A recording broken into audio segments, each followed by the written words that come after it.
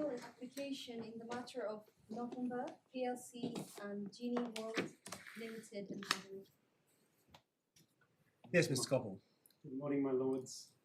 I appear with Mr. Falkowski and Mr. Licona for the appellants. Yes. That's Northamber, which was the claimant in the court below, of course. Mr. Oliver Ingham appears for Mr. Ranjit Singh, Yeah. who was the second defendant. He didn't appear in the trial below. And Mr. Budworth appears for Interactive Solutions, third defendant below, and again didn't appear in the court below. Yes. And Genee, your lordships will have picked up, is in liquidation and so doesn't appear. Not represented and weren't represented at trial. No, they weren't represented at trial. Your lordships have a brief chronology at page 123 of the core bundle. Yeah. And your lordships will, of course, have picked up its appeal from an order and judgment of His Honour Judge Rawlings, sitting as a judge in the High Court. Yes. Judgment was delivered on the 3rd of March last year and followed a trial. I can tell you, Mr. Coppell, we've read the judgment. We have read the judge's order adjusting the judgment sum. We have read the skeleton arguments. What we have not read, and I don't think we have, is the judge's judgment on costs, which may become relevant because it's your ground 5, I think, 5. And we couldn't find anywhere in our bundles any judgment on costs. That should be before the court, because I have a copy. The judgment on costs was delivered orally, and there's a transcript of that should be with the court. Let me find out what's happened. It's in the other agreed bundle. No, it's on agreed. You haven't agreed the bundle. I'll see if I can get that rectified. It obviously needs to be rectified because, as your lordship rightly identifies, it's one of the grounds of our appeal. I don't know why at least that hasn't been agreed, but let me get the people behind me to resolve that one and do so before I get to that particular ground.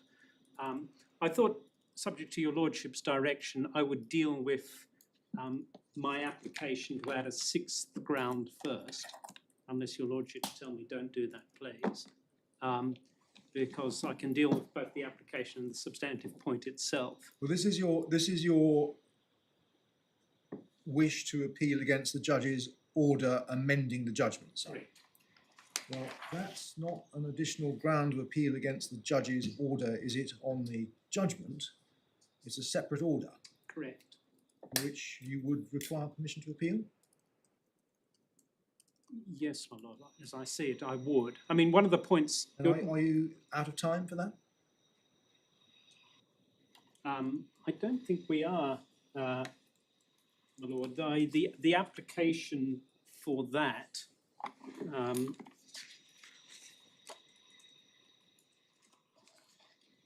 the application for that, my lord, I thought had been made very shortly after we received the amendment. And the way that it was done was by a draft amendment to the grounds. The exact dating of that I'll find out in a moment.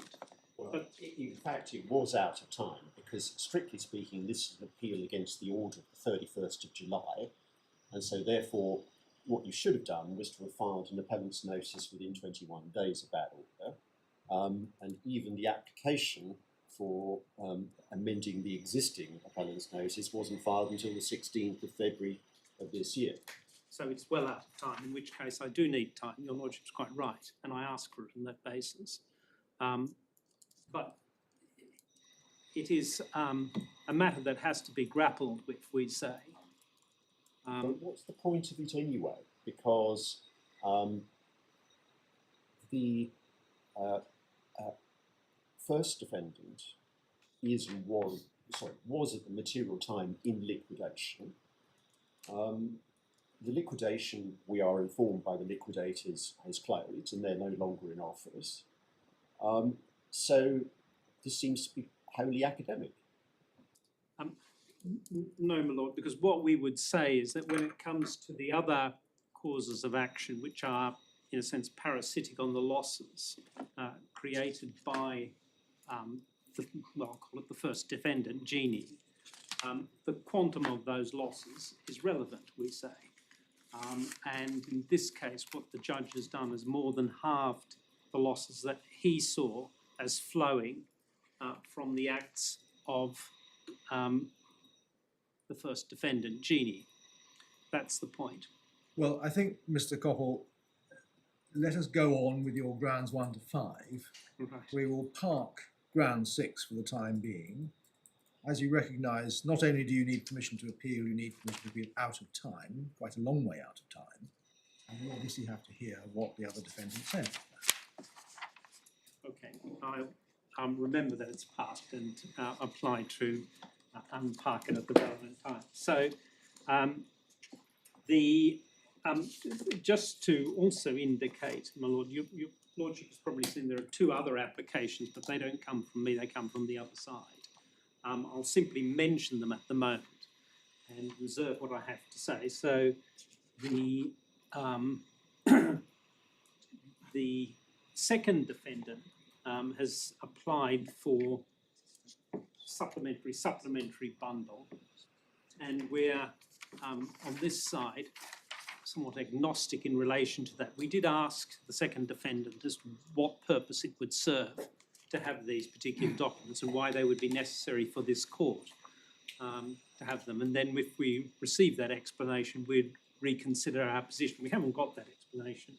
So I'll just, to use a phrase, park my view in relation to that for the moment. But am I right in understanding that you're referring to the documents that we have in the replacement supplementary bundle?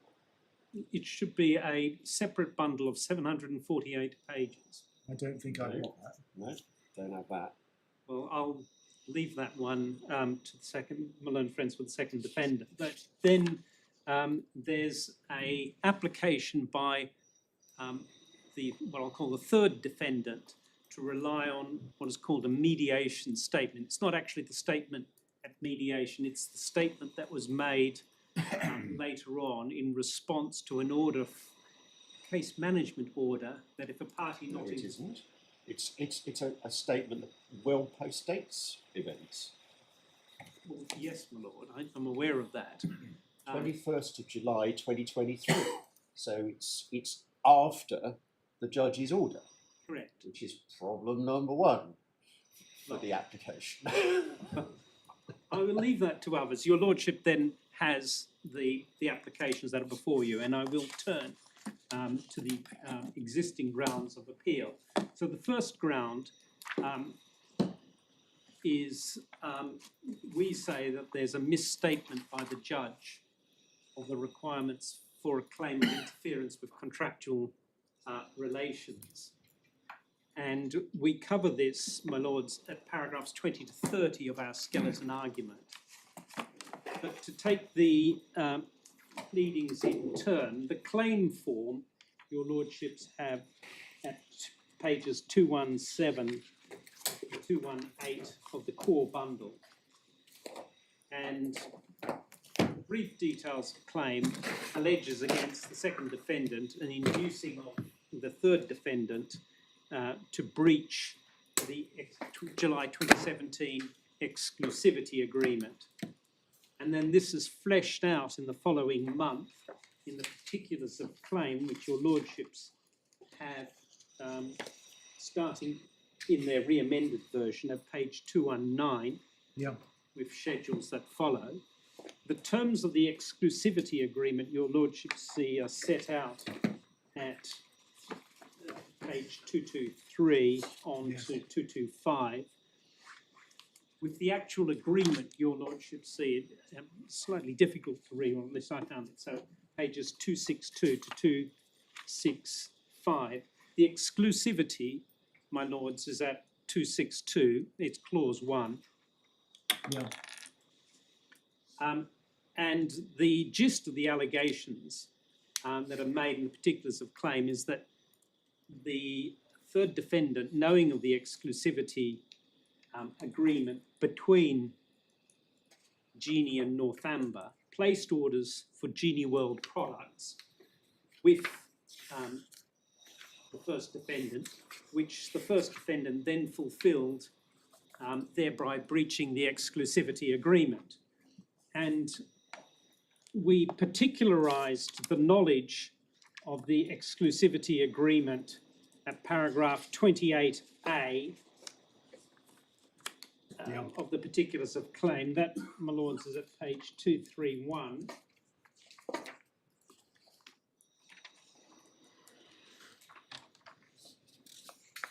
And also in Schedule D, which your lordships have at pages, starting at page 267. And the judge found that the third defendant knew that satisfying the orders that it placed with D1 for Genee World products would amount to a breach of the exclusivity agreement between D1 and Northamber. And your lordships find that particular finding in the judgment in the core bundle, page 177. It's paragraphs 210, and then again at paragraph 220, in particular 220, where the judge says as follows, that because Northamber has not proved that IES induced Genee to breach the exclusive agreement, even though I have found that IES knew that satisfying orders that IES placed with Genee for Genee World products would amount to a breach of the exclusivity agreement. So the knowledge, the judge was satisfied. And just pausing there, that particular finding contradicts what is said in the skeleton argument of the third defendant, which is which starts at page 92 of the core bundle. It's paragraph 5,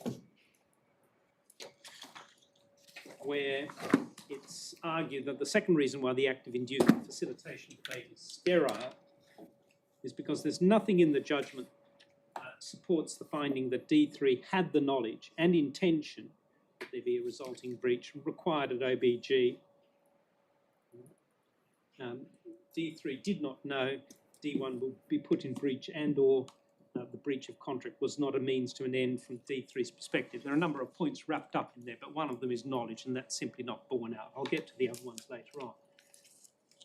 Nevertheless, despite the finding of knowledge, the judge was not satisfied that the third defendant, by placing orders with Genee for Genee World products, the way the judge put it at paragraph 219, which is at page 180,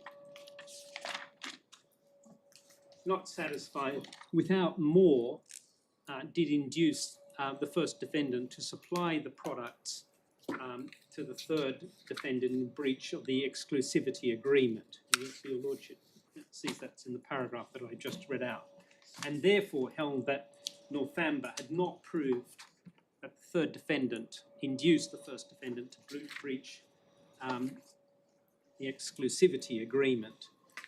And the logic behind that appears in the preceding paragraph, in particular subparagraph C, and it's essentially that in order for a claim for inducing breach of contract to be successful, it's not enough for my client to rely simply on the third defendant having placed purchase orders with Genee World, knowing that the first defendant's acceptance of the purchase order would breach the exclusivity agreement. The judge said that's not enough. According to the judge, unless my client could go further and prove that the first defendant was contractually bound to accept the purchase order, then according to him, the cause of action was not made out. And that was because Is that what the judge is saying?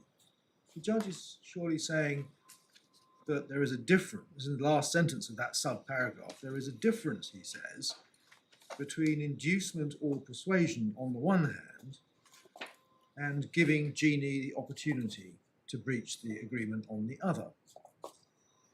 And isn't that consistent with cases like CBS and Amstrad, that simply because you sell the double tape deck which enables purchasers to breach copyright, you facilitate that because the machine will do it, but you're not tortiously liable. Well, the difference with the copyright case is you can do the taping from one deck to the other deck without necessarily breaching copyright.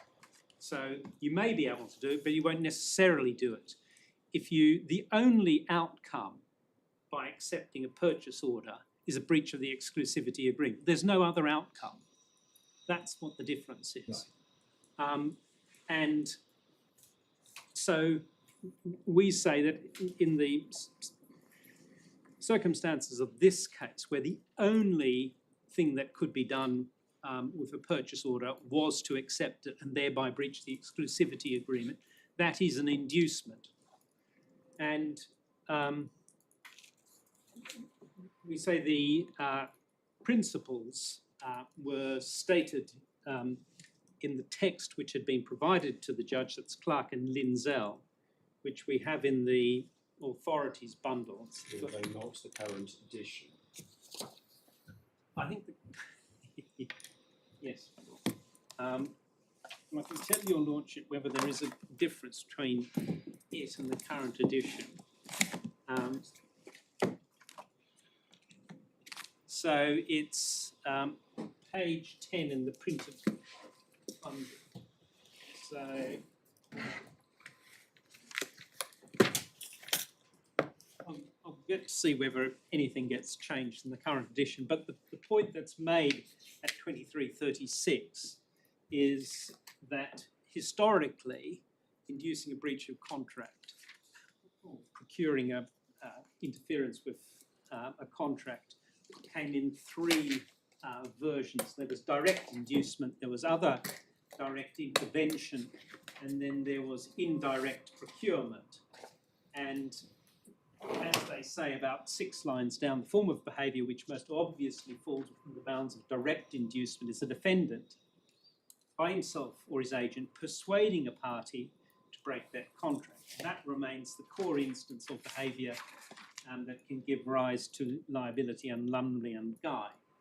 And the text goes on to describe how OBG and Allen took out the third kind and said it didn't belong to Lumley and Guy. Where it belonged was the separate tort of directly inducing interference with contractual relations. And that was the correct place and the correct tort for considering indirect procurement. And I give the example of D.C. Thompson in the, I think, 1950s, where the act of the defendant of refusing to provide the lorries that the plaintiff's employees needed in order to carry out their contracts of employment with the plaintiff was the indirect inducement. You need to look at OBG partly for that reason, but partly also because my learned friends major on it. And, my lords, it's in the bundle of authorities at tab 32.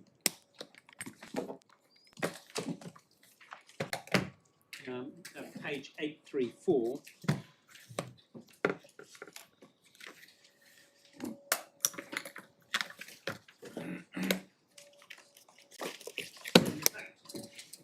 OBG and Allen involved a number of different torts, including confidentiality, and there's a long discussion of confidentiality in it. But the essential point with which we're concerned is captured in the first holding, which your lordships have at page 836 in the bundle, page 3 in the law report. And there it said, held that the unified theory which treated causing loss by unlawful means as an extension of the tort of inducing breach of contract was confusing, misleading, should be abandoned. That accordingly, inducing breach of contract and causing loss by unlawful means were two separate torts, each with its own conditions for liability.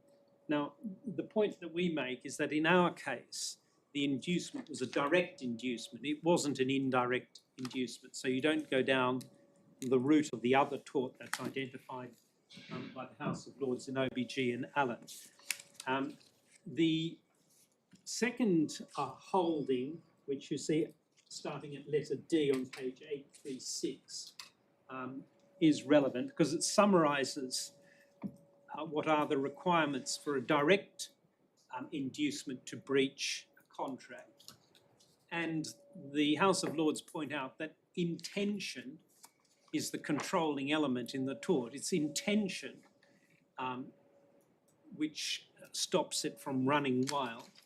And as the head note puts it, intention to cause a breach of contract was a necessary and sufficient requirement for liability. And then importantly, in order to be liable, a person had to know that he was inducing a breach of contract and to intend to do so with knowledge of the consequences. So that, in essence, is what is required in order to come home on the Lumley and Guy tort of interference with a contract. And the head note summary is borne out by the two speeches that considered that tort in detail. And the two speeches are those of Lord Hoffman, starting at 853, paragraph 8, long paragraph. And at the letter G, after considering indeed the CBS and Amstrad I beg your case. pardon, could you give me the paragraph again? Paragraph 8, my lord, page 853. Thank you.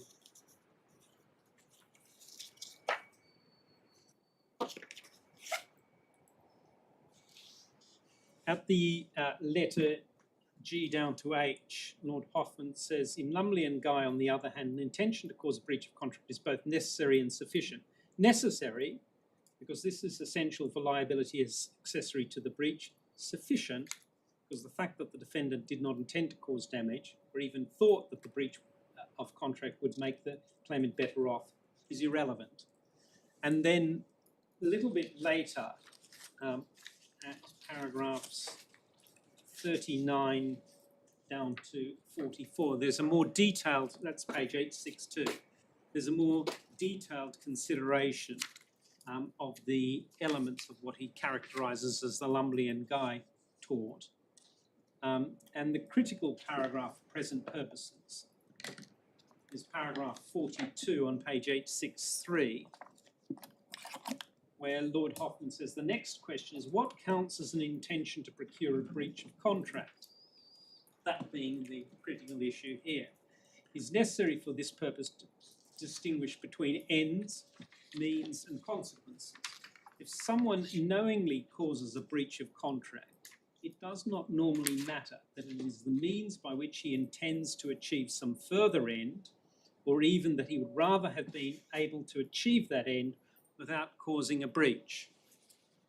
And in the present case, the judge below, my lords, found that the third defendant knowingly caused a breach of the exclusivity agreement by placing an order for the Genee. That's the point, did he? He said that the third defendant gave Genee the opportunity.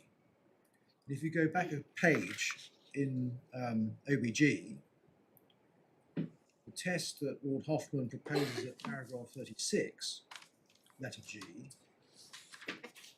did the defendant's acts of encouragement, threat, persuasion and so forth have a sufficient causal connection with the breach by the contracting party to attract accessory liability? So that when Lord Hoffman goes on in the paragraph you've just shown us, to say if somebody knowingly causes a breach, he must be referring back to the test of causation that he has proposed at paragraph 36, mustn't he? Well, no, I would say it goes back to paragraph 39, which is the start of this section, the elements. So, at the forefront, Lord Hoffman... So what is he doing in paragraph 36? 36, my lord, is dealing with the direct and indirect interference distinction. Yes, and but he says that it conceals a real question. Real question is, was there a sufficient causal connection? Yes, whether for indirect or direct interference. What Lord Hoffman has done is to say problems have been created by this unified theory by trying to place indirect interference and direct interference under the umbrella of a single tort. And he's speaking to what the problems are, and he's saying the way to get round these problems is to separate the two, which he then does, starting in paragraph 39, for the tort of interference with inducing a breach of contract, the Lumley and Guy tort, and leaves to elsewhere. Yeah. He's taken out the problems that he says arise from the unified theory. But he's still talking about somebody knowingly causes a breach. In the paragraph you've just shown us at 42. And I think Lord Nichols says much the same at paragraph 191. Defendant's made responsible for the third party's breach because of his intentional causative participation in the breach. And then he goes on to say causative participation is not enough. Lord, he ends this section at paragraph 38, having thrown out what the problems are by saying it's unsatisfactory and it's time for what he calls an unnatural union to be separated, and then to embark on his discussion of what is required. And so I say the section that needs to be, for present purposes, looked at separately in his speech are paragraphs 39 down to 44 for this tort, and for the other tort starting at paragraph 45. And to go back to earlier paragraphs where he's speaking to the problems that have been created is really apt to cause confusion. So, as I say, the central controlling aspect of this tort is knowledge that you are inducing a breach of contract. That's the controlling factor. Yes, but that still begs the question of what is inducing. Well, and isn't that what Lord Huffman is trying to explain at 36? It's got to have some sort of causative effect. Otherwise, how do you say it's inducing anything? Ultimately, my lord, it's an evaluative question for the trial judge, but the trial judge, in carrying out the evaluative question, must direct him or herself properly as to what it is that they are looking to. And we say that what the judge should have done is look to, in particular, paragraph 42, because this was the issue. Did the person have an intention to procure a breach? And so too, paragraph 43. Those were the criteria against which the judge ought to have decided this question, but instead we say he went further than that. He imposed a higher requirement, as a result of which we failed. And had he not done so, given his finding of knowledge by the third defendant that it was, if the order was accepted, it followed as night followed day, that there would be a breach of the exclusivity agreement. There could be no other purpose in placing an order but that it be fulfilled and thereby necessarily breaching the exclusivity agreement. There's no other choice.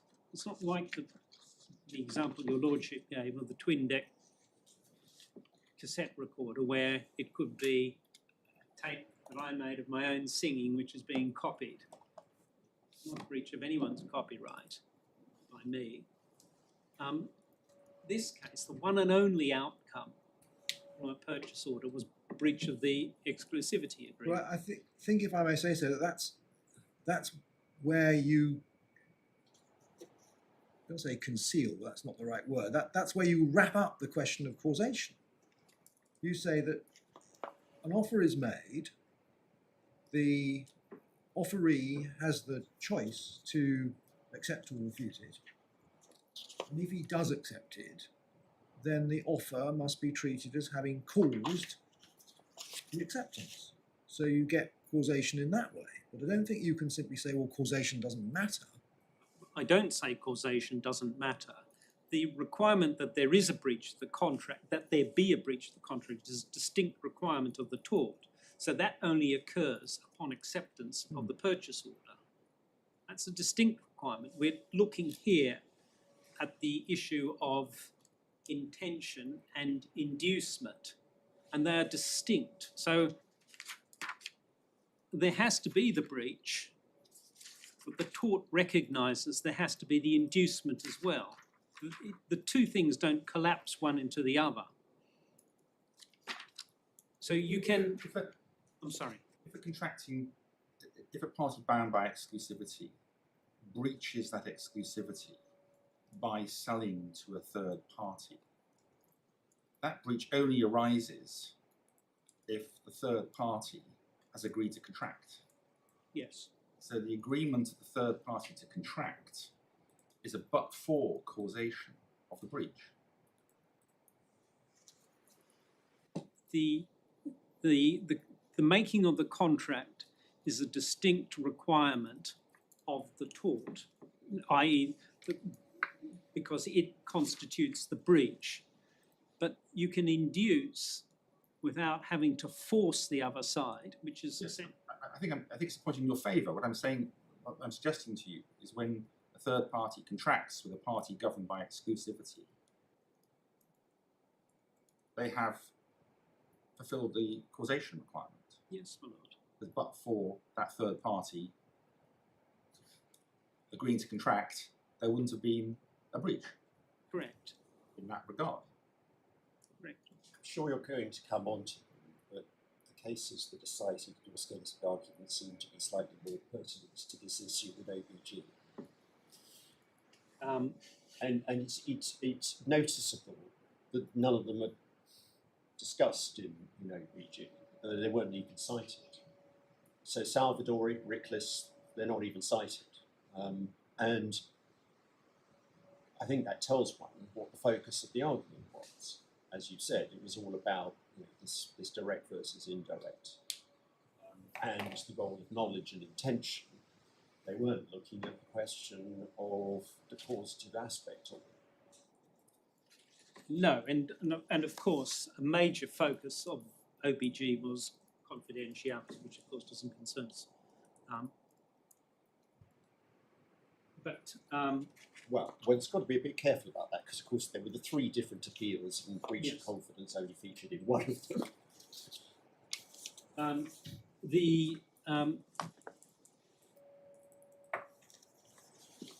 In our skeleton argument, my lord, just to pick up that last reference to the cases.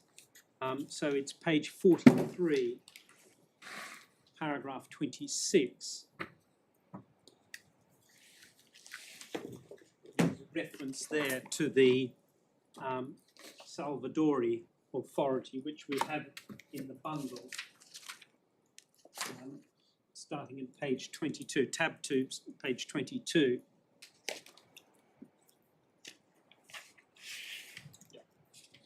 And in that case, which incidentally was an authority before the judge below, none of the members of none of the third parties, that is to say members of the motor car buying public, who had recently bought a new motor car from a motor dealer, was bound to accept the defendant's offer to buy his or her motor car. It was only if the third party accepted the defendant's offer that was going to result in the third party's covenant not to resell the vehicle within 12 months. And the point is made, page 29 in the bundle of authority.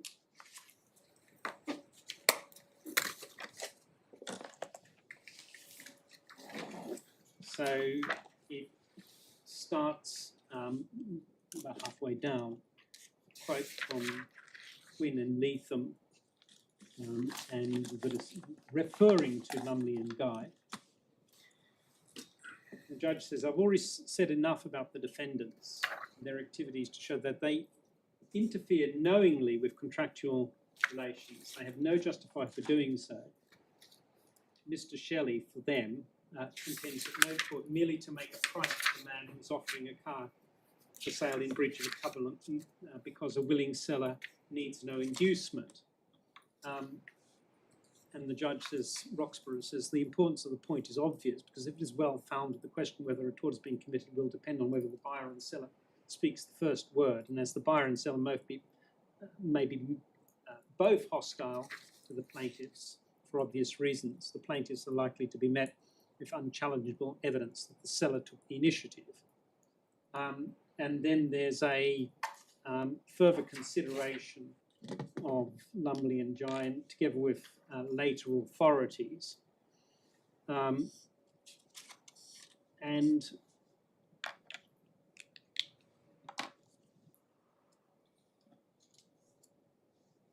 at page 31 in the bundle, at about the second, well in my case, the second punch hole, defended by agreeing to buy, paying for and taking delivery of a motor car known to him to be on offer in breach of covenant takes active steps by which he facilitates a breach of covenant. It's not seriously to be contended in any of the cases with which I'm concerned. The defendant did not know of the existence of the covenant or thought the covenantor had obtained a release. The plaintiff will succeed even if I have construed the word interference too broadly, because even if a further further element of inducement must be present, that further element can be found.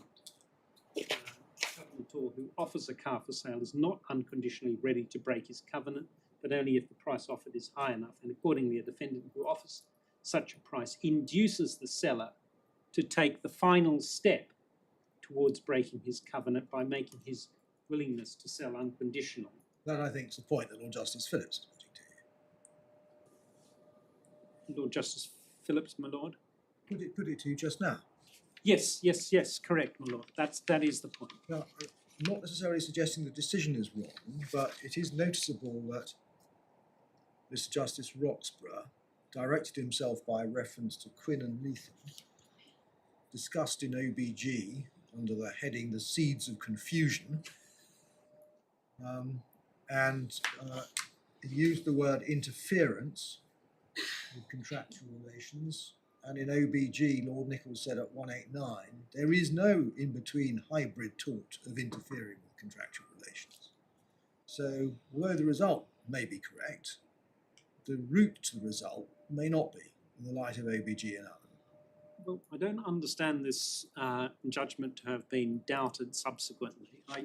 There is, different people use different terminology, and indeed you can find it in the different textbooks. Sometimes it's spoken of as inducement, sometimes it's spoken of as interference. I don't think much turns on the nomenclature.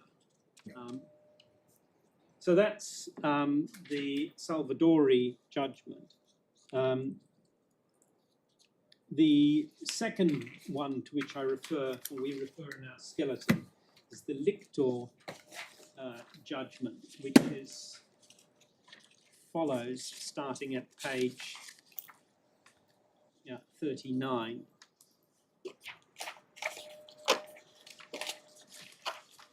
And again, this is footnoted in the extract from Clark and Linzell to which the judge was taken. And Alpha Steel was subject to a retention of title clause in a contract for the supply of equipment by the claimant. And Alpha Steel didn't have to accept the offer made to it by the defendants, that's Murr and Libala, to buy that equipment. And that was held to be sufficient for a claim of interference with contractual relations, and we find that in page 60, paragraphs. Before we get to that, speaking for myself, when I was looking at this authority, I found the summary of the claimant's argument at paragraph 48 was quite helpful, because Mr. Justice David Richards essentially goes on to accept that argument. and it's quite helpful to see how it was put.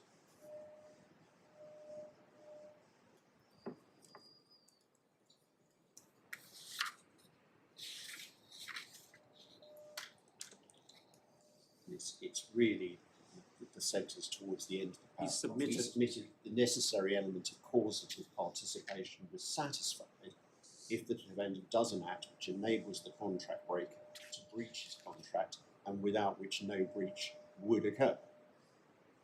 In such circumstances, the defendant is sufficiently instrumental in causing the breach to be liable. And you say, if that test is applied in this case, it's satisfied. Correct. So I appreciate that both of them are first instance judgments. But the counter-argument one can see by reference to paragraph 51, because he goes through Salvadoria 50, and then he picks up the reference, although it's not cited in Salvador, he picks up the language about passivity, and he gives the example of passivity from Batts and Coombe Quarry.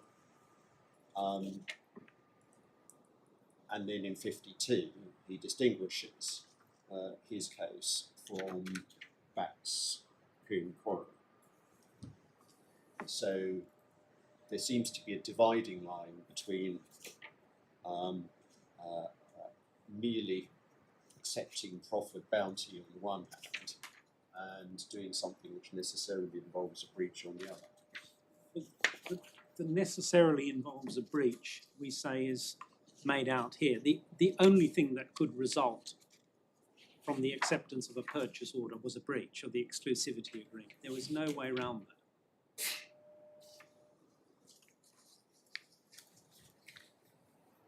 And we say that the judge should have recognised was sufficient, and had he done so. Yeah. Now, one thing that might be worth looking at in this context, paragraph 50, Mr. Justice David Richard notes that Salvadori was referred to in approval in Ricklis United Artists. That's the Pink Panther case. And he refers to Lord Justice Bingham's judgment in that case. But he doesn't actually say what Bingham said.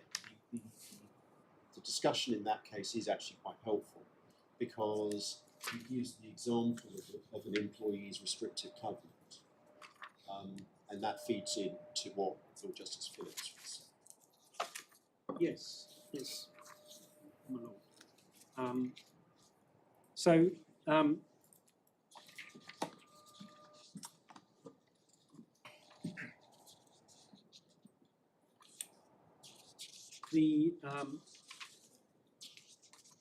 that's what we say the requirements are of the tort. And what we say is that none of the authorities support the proposition that the defendant has to leave a contracting party with no choice but to break the contract. The emphasis in all the authorities is on persuading the contracting party to do something that would breach the contract, and to do so knowing that doing that something would be a breach of the contract. So the critical findings in the judgment below, my lords,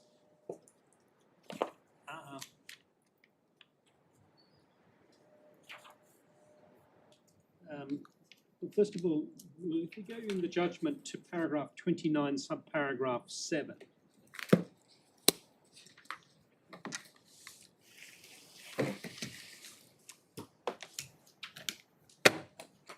and it's page 131 in the core bundle. And the language in that paragraph suggests that the judge did have in mind OBG and Allen, and I say that in particular having regard to the letter G, which echoes what Lord Hoffman said in OBG and Allen. And that is also clear from paragraph 165 page 165 as well.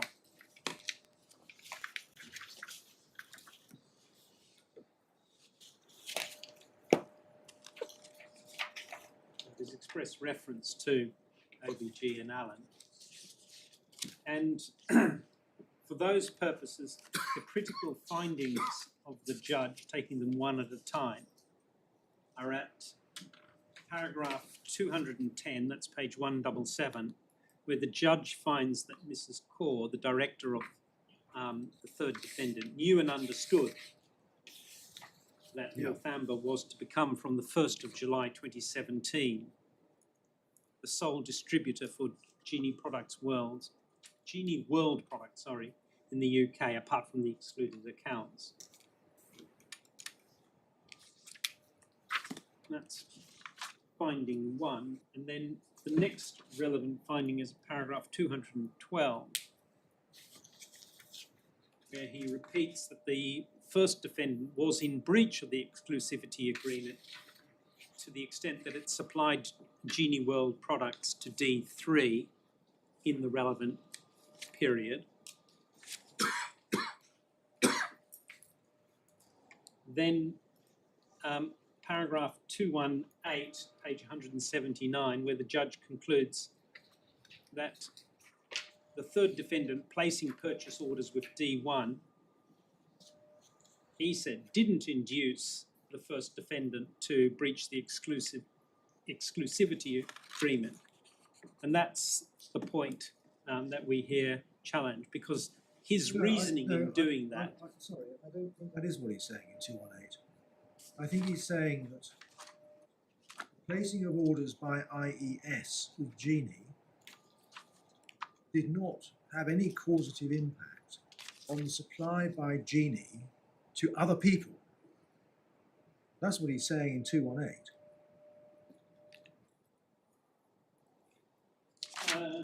I find that IES placing orders with Genee to supply Genee World products to IES, without more, cannot have acted as an inducement to Genee to breach the exclusivity agreement by supplying Genee World products to entities in the UK other than IES. That's his finding there. Well, you don't challenge that, do you? Well, the Lord...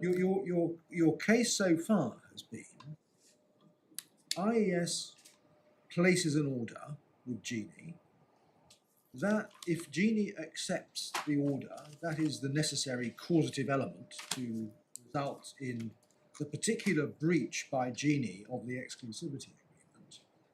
But how does the placing of an order by IES have any causative effect on a decision by Genee to supply somebody else?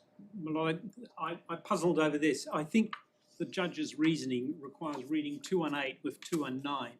What he appears to be suggesting is, look, D1 had supplied other people in breach of the exclusivity agreement without any input from D3. That is what he's saying. Therefore, how can you say that when D3 places an order, that's causative? That's exactly what he's saying, and you may well be right to say, well, he's wrong insofar as placing of orders by IES was causative of those breaches which consisted in supplying goods to IES. Correct. But how do you say that supplying goods to IES was causative of supplying goods to other people? I don't say that, my lord. What I say is that the logic is wrong, because in each case there's a separate breach of contract. The fact that other contracts have been separate breach of the exclusivity agreement, the fact that that's happened doesn't mean that what IES does in placing those orders is any less an inducement for a breach of contract. In supplying goods to IES? IES, correct. I'm sorry if I've made myself clear, but that's the point that we make there. And the other finding, my lord, that's relevant is at page 282, page 197.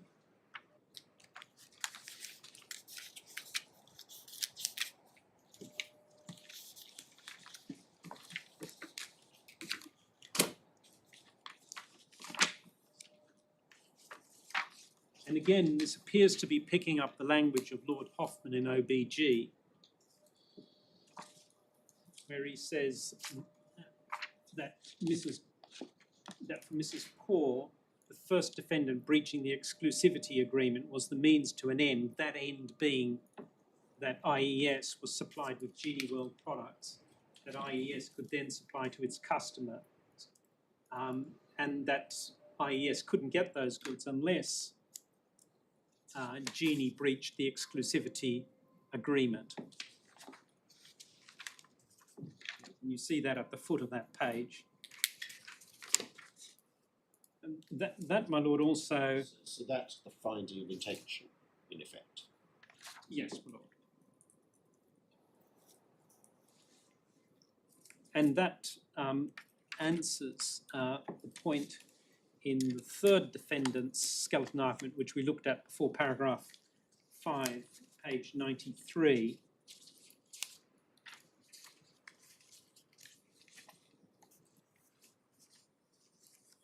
Where he said there's nothing in the judgment supports the finding that D3 had the knowledge and intention required at OBG. That's exactly what the judge did, in fact, find.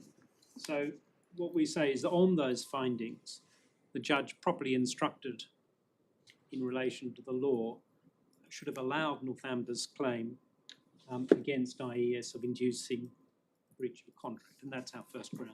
Yeah, to the extent that IES purchased goods from Genee. Yes, of course.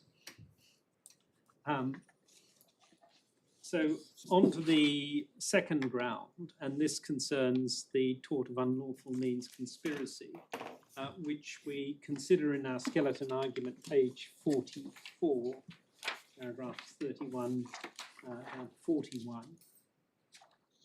And the conspiracy itself, my lord, was alleged in the particulars of claim, paragraph 32. Your lordships have that at page 232.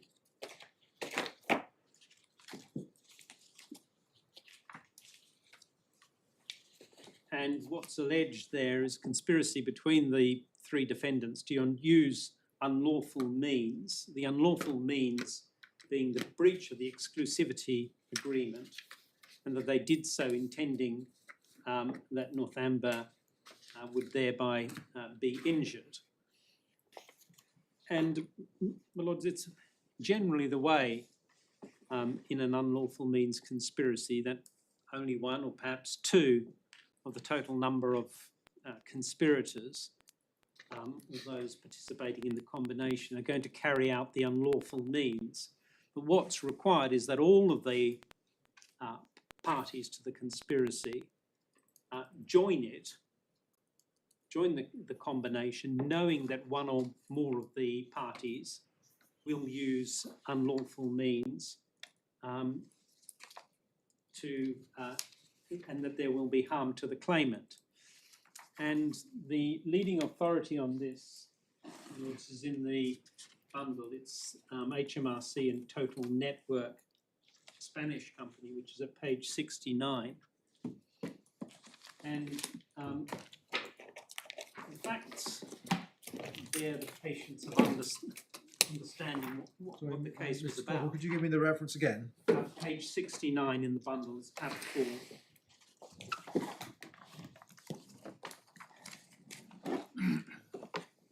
The unlawful means in that case was common law offence of cheating the revenue, and it was only one or two of the conspirators that was engaging in the unlawful means, and that's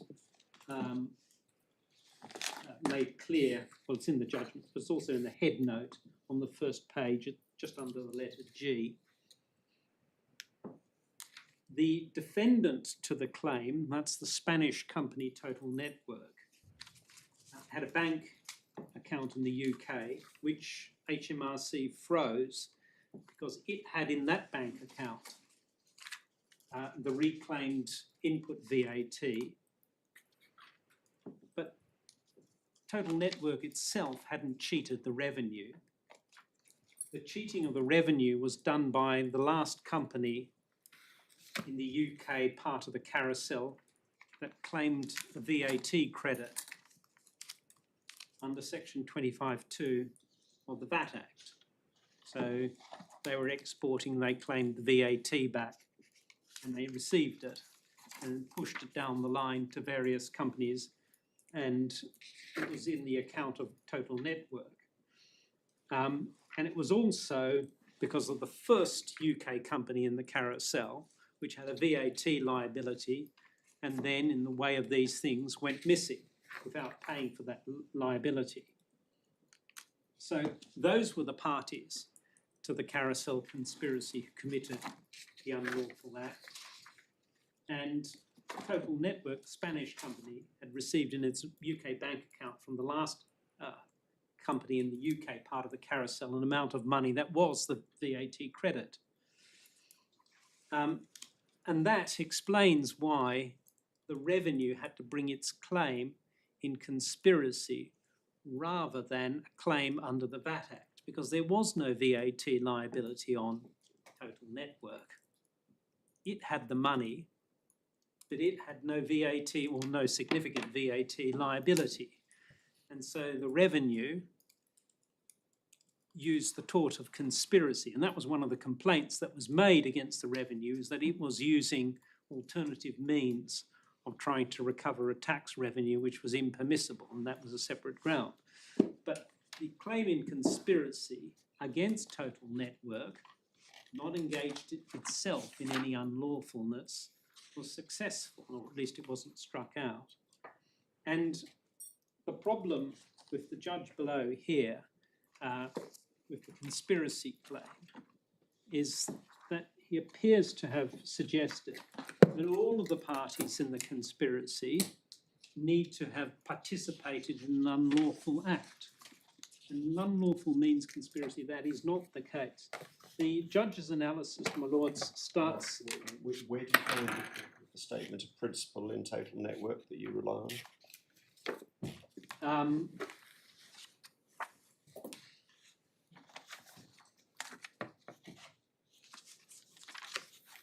Well, Total Network, the fundamental principle that, in terms of conspiracy, that was at issue was whether an unlawfulness that did not sound in a tortious claim by itself could found a conspiracy. In this case, it was a criminal unlawfulness, and the Court of Appeal had held that that was not sufficient for conspiracy. The Court of Appeal had held that it needed to be actionable in its own right, and the House of Lords rejected that.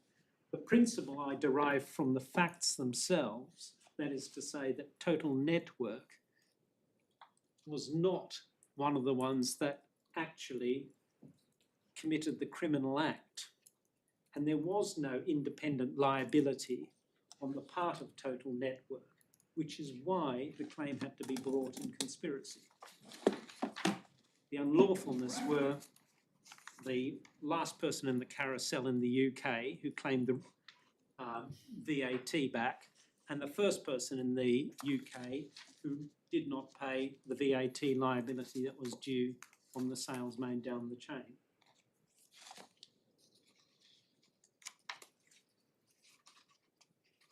As I said, my lord, the facts are not straightforward in Total Network, but with patience you realise actually what was going on there and why it was that the revenue brought the claim the way that it did, and the significance of those facts in terms of the point here at stake. The proposition that you can be liable for a conspiracy even though you didn't commit the unlawful act is absolutely trite.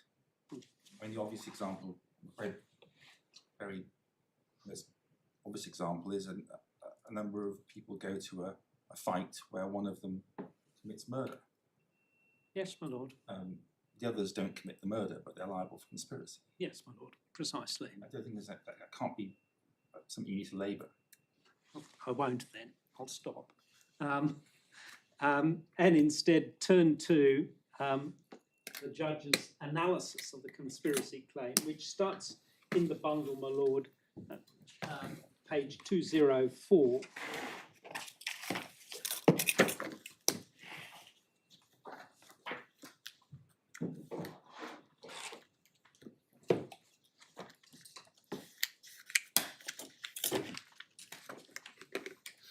And the finding and the conclusion that we alight on in particular is at paragraph 308, little a, where the judge says, I'm not satisfied that the claimant has proved that Genee and or Mr. Singh and or IES have engaged in unlawful means conspiracy because A, I've not found that I have found that IES did not induce Genee to breach the exclusive. And you've explained why that's wrong. That's the same point that he's making on the Lumley and Guy tort, which you say is wrong. So you've explained. You've explained why 308A is wrong. Because it's the reference to IES doing it itself. Yeah. When for a conspiracy, all you need to do is to show that one of the conspirators was engaging in the unlawful means. So whether that's right or wrong, the fact is you say that IES did engage in unlawful means. Yes, I have the backup point. Yeah. The key thing, the first question is, did he find a combination or conspiracy?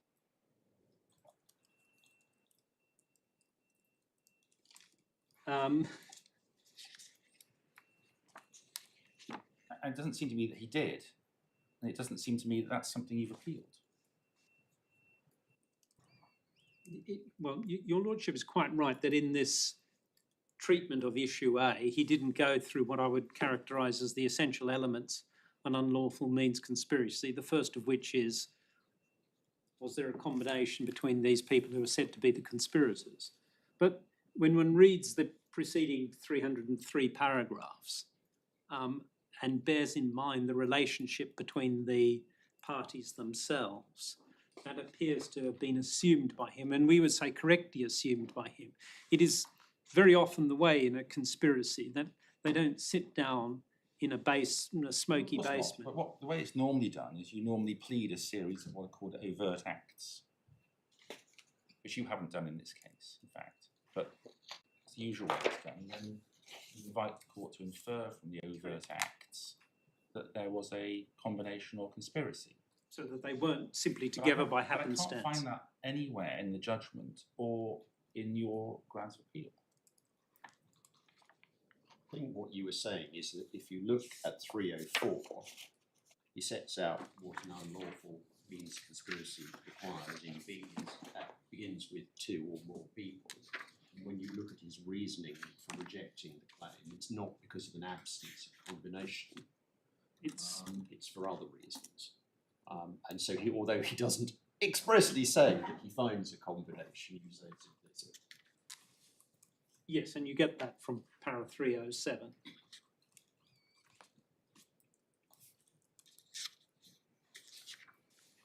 And that reference to issue 8 takes us back to paragraph we were looking at before, which is at page 131, paragraph 29.8.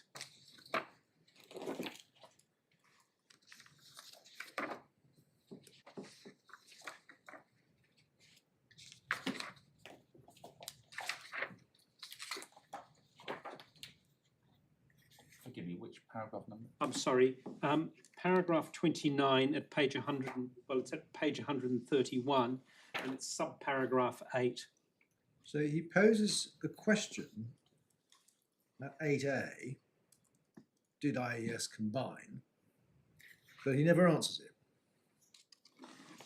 No, because he says you don't get off, this doesn't fly because of the reasons that he's set out in paragraph 308. So you are asking us to make the finding that there was a combination, is that right?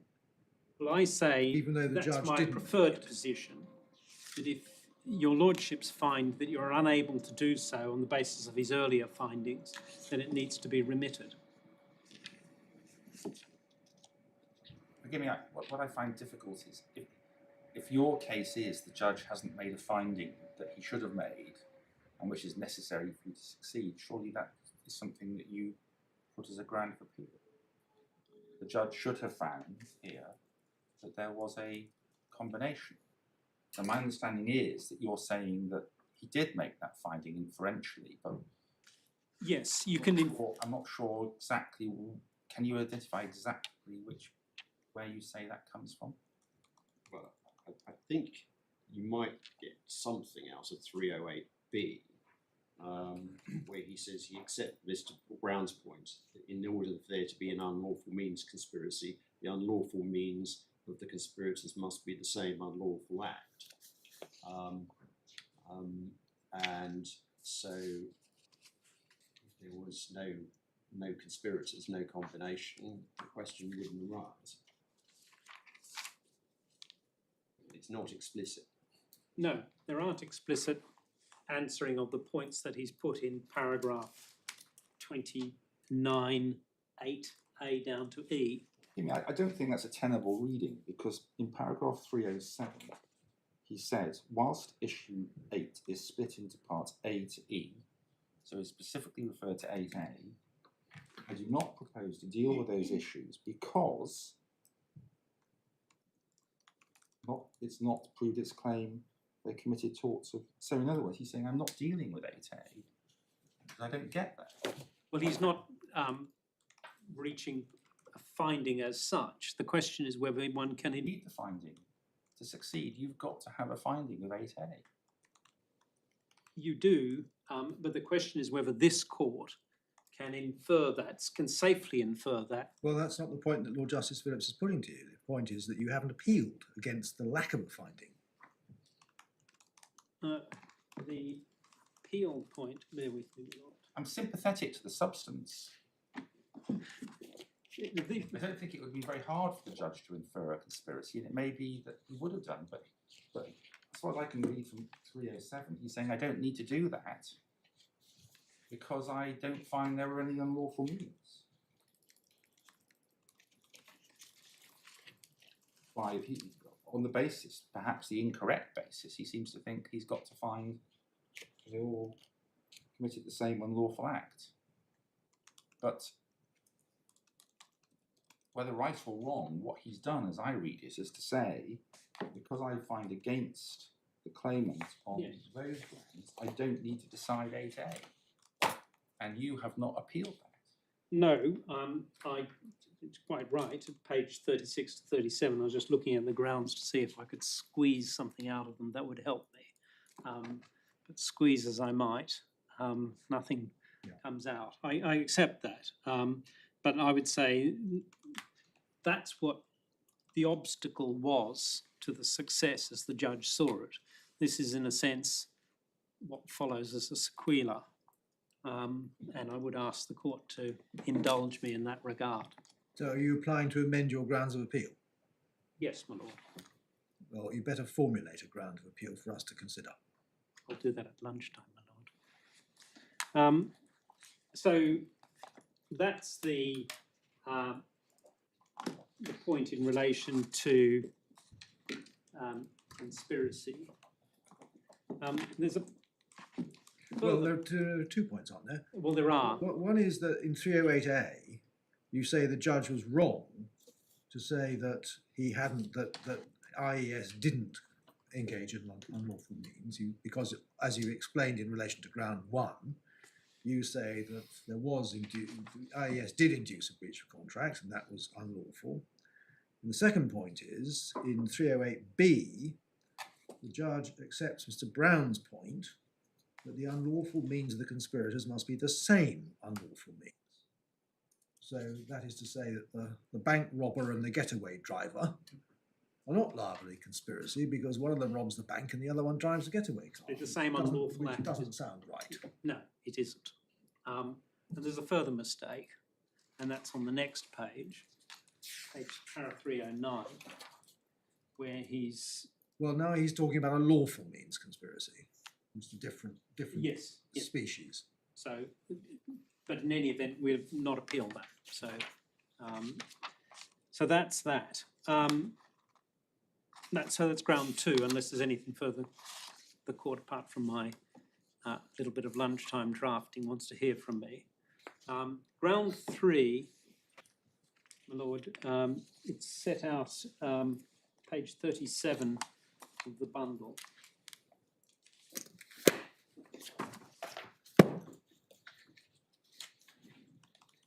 And it's a mistake of approach, we say, by the judge in considering the second defendant's lack of good faith in breaching the inducing the breach of the exclusivity agreement. And the backdrop, my lord, needs to be explained in order to understand the point itself.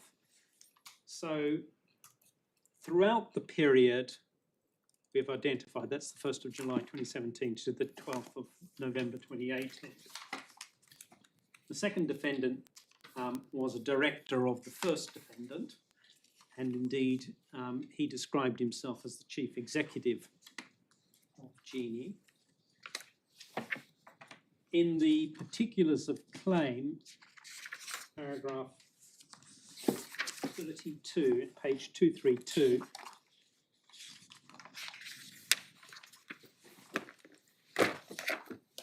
it was alleged that the second defendant was jointly and severally liable for inducing Genee to have breached the exclusivity agreement because he had authorised, procured and or directed the breach.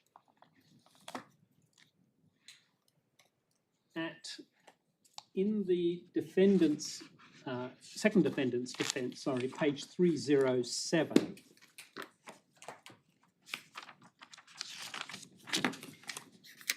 at paragraph 39.2, Mr. Singh alleged that he was a director and the directing mind of the first defendant, and that essentially because of the principle of corporate attribution, he couldn't be found to have liable to have committed the tort of procuring the company to breach its contract, since everything he did in that capacity is as a matter of law attributed to him. And there are similar pleadings in paragraphs 40 on page 309, 1, 4 and 6. The response of Northamber to that was that Mr. Singh, in doing the matters complained of, was not acting bona fide within the scope of his authority as a director, genuinely and honestly endeavouring to act in the company's best interests. Where do we find that? Well, Lord, we find that as a proposed draft amendment, which had been put to the trial judge earlier on at page 339.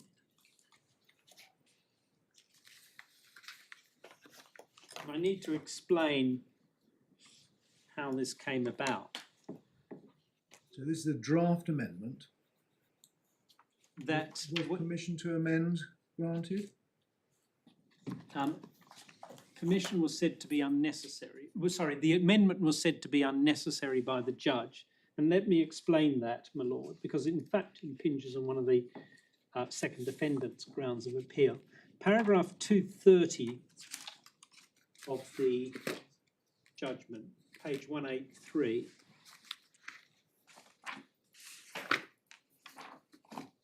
Your lordships will see that the judge noted that it hadn't been pleaded.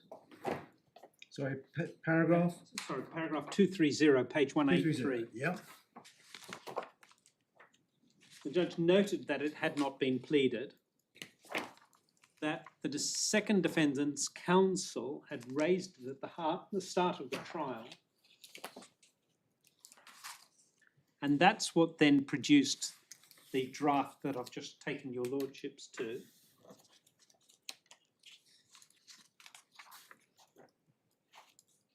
And what the judge said was that he wouldn't consider an application to strike out Northamber's claim on that basis at that stage, because there'd been no application before the court and Northamber hadn't been given notice And then you'll see, importantly, about 5 lines from the bottom, I told Mr. Brown for D2 that he could renew his application at the end of the trial, but he chose not to do so. It remains the case, however, that Northamber has not set out in its pleading or in evidence any basis upon which it says that Mr. Singh did act outside the scope of his authority on breach of his duties as a sole shareholder of Genee, nor was this a point that was dealt with in Mr. Falkowski's skeleton argument or closing argument. So Mr. Brown didn't make an application to strike out, and Mr. Falkowski appears not to have pursued an application to amend the pleading. Is that right? That is correct, my lord. So how is it a live issue? Because, my lord, it was set out as an issue by the parties and dealt with by the judge as an issue. And your lordship sees page 129.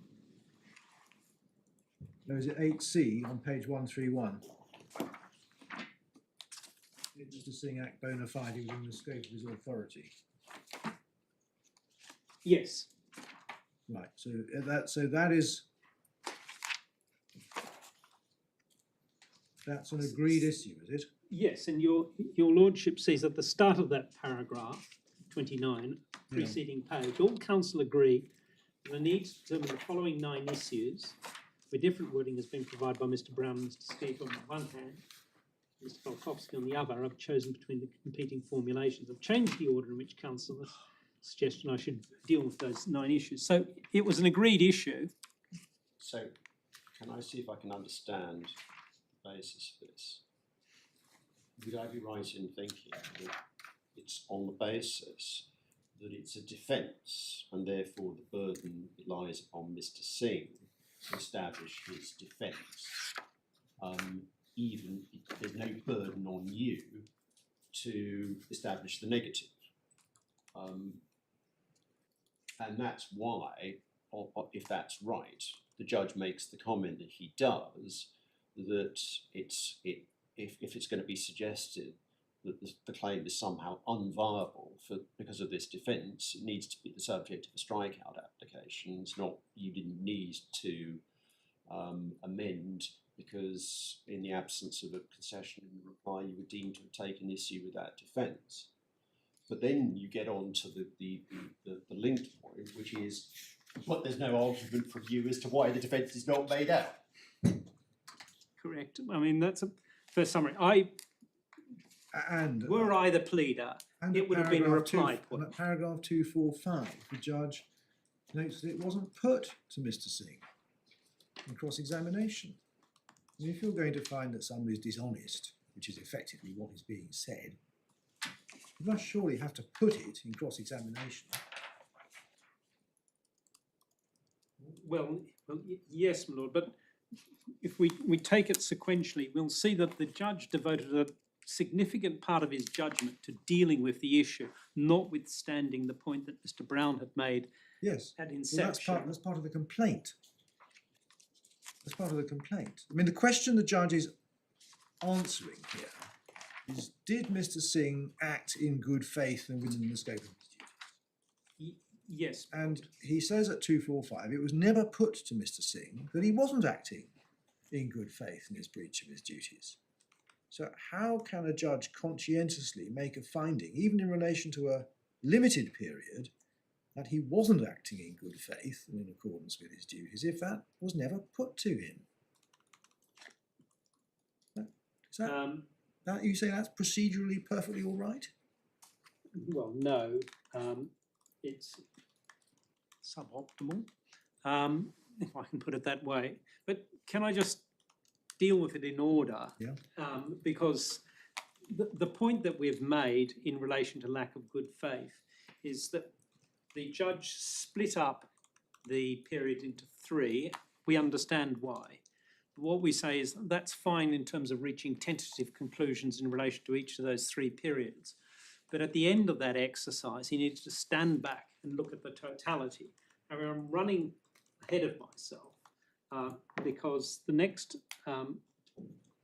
we've looked at 29, paragraph 29, 7C, that's at page 131, to which Lord Justice Lewison referred.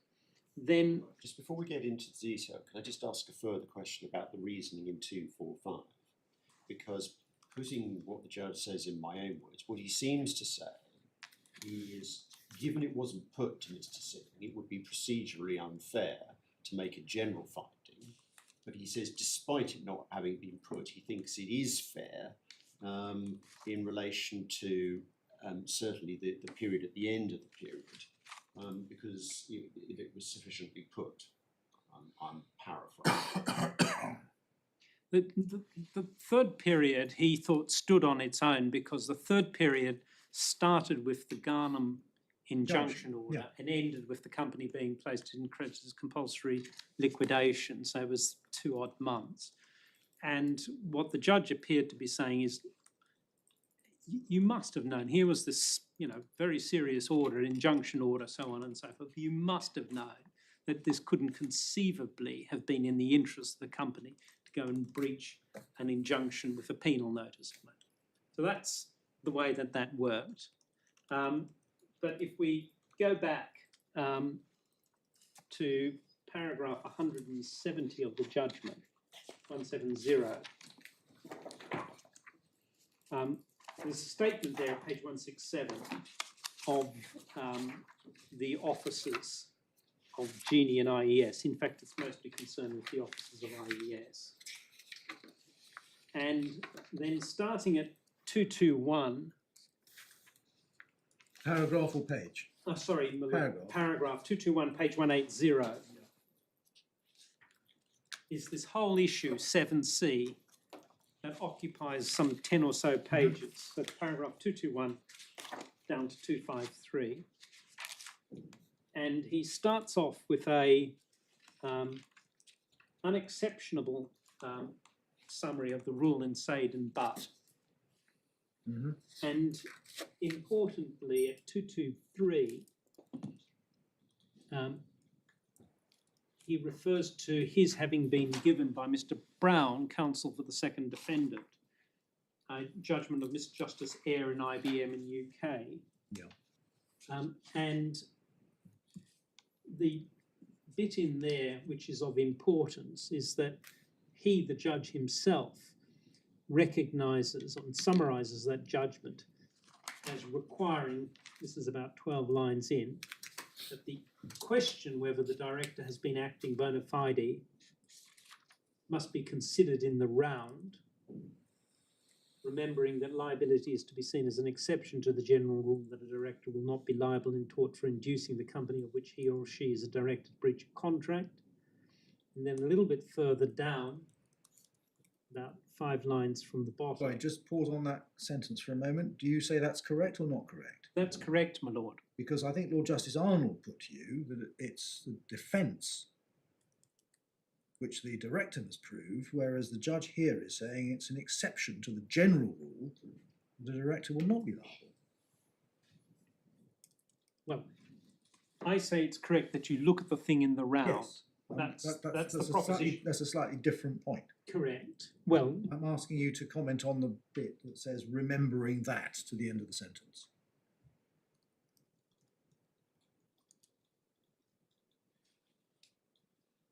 I'm not sure I read that as being at odds with the proposition made by Lord Justice Arnold, because what's being said is it is an exception.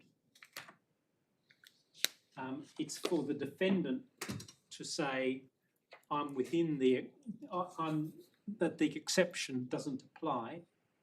The general rule applies, in other words, and then for the claimant to say you're an exceptional case. That's the way that I understand the burden. The other passage in this paragraph, paragraph 223, is at the foot of that page. It's the same effect, where he says, in that exercise, it will be necessary to consider the circumstances as a whole, in the motivation of the director and the nature of the duty said to have been broken. In addition, the nature of the obligations being broken by the company, the consequences of the company's breach can be relevant to the question of whether the director can properly have been acting in the interests of the company. Again, quoting from the judgment itself. So he has that before him, we say, and then at paragraph 228,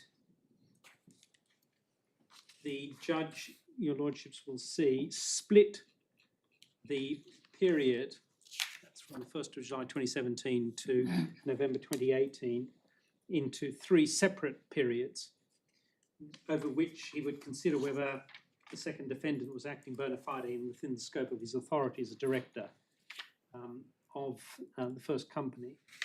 And in respect of all 3 periods, the judge had found that Mr. Singh had knowingly induced the first defendant to breach the exclusivity agreement. So the issue is Mr. Singh's bona fides in doing that. Was it misplaced?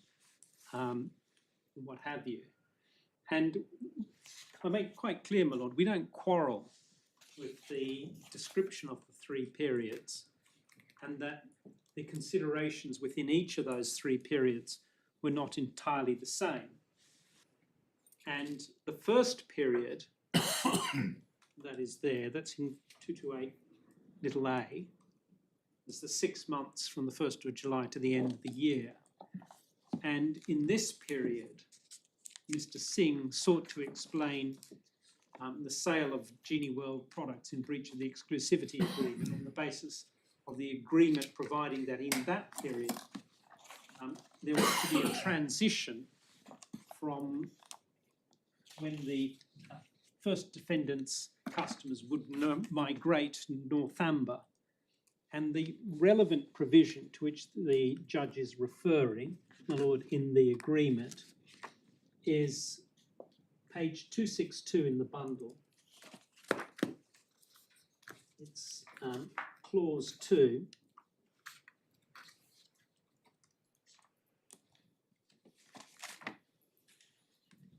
And you'll see a period there in 2.1 of the 1st of January to the 31st of December. And then in clause 2.3, that for this period, Northamber and Genee will work towards agreed key performance indicators during the transition period to ensure that Northamber are enabled to meet or exceed the 2018 MOQ. So what's being said there is that Mr. Singh was explaining these breaches as being done during the migration period, so it was a little bit less black and white than it was thereafter. And for this period, the judge considered the matter starting at paragraphs 231 at page 183 down to 239, and reaching his conclusion for this period in 239,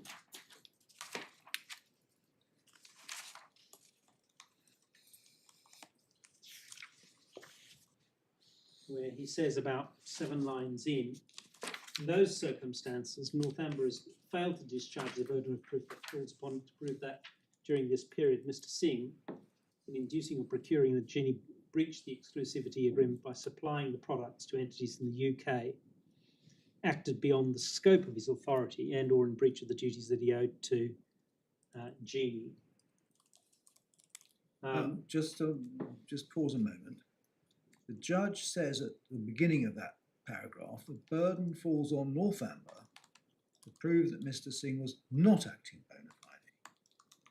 Do you say that's right or wrong?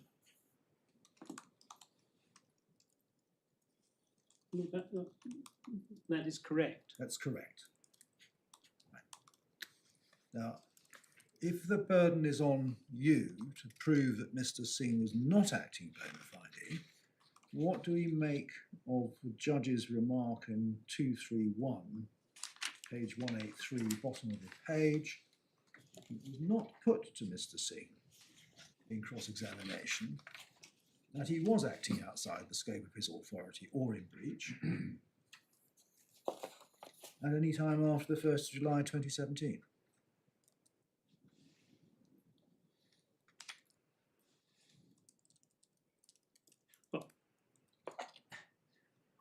I can't, I mean, that's correct. I mean, there's no question about that. And it's quite correct. That's the way that it was put. But there was a case there, and that was clearly put and clearly understood by the second defendant, and indeed was part of the agreed issues. There wasn't a question, I put it to you, Mr. Singh, that you were not acting in the best interest, etc. This is what I read. So reprising what we were talking about earlier, you accept that the judge is right as to the burden of proof. The judge seems to have taken the view that despite that, your failure to plead a case was not fatal, perhaps because it was an agreed issue. It's not terribly clear. But what he says is fatal is not putting it to Mr. Singh in cross-examination. I mean, he gives other reasons as well, but that's a central reason. Yes, I mean, I think he bundles it up with, you didn't put it in cross-examination, you didn't plead it, you didn't put it in your skeleton, and you didn't put it in your closing address. Yeah, I mean, the Supreme Court's reminded us very recently in the Tui case of the importance of cross-examination.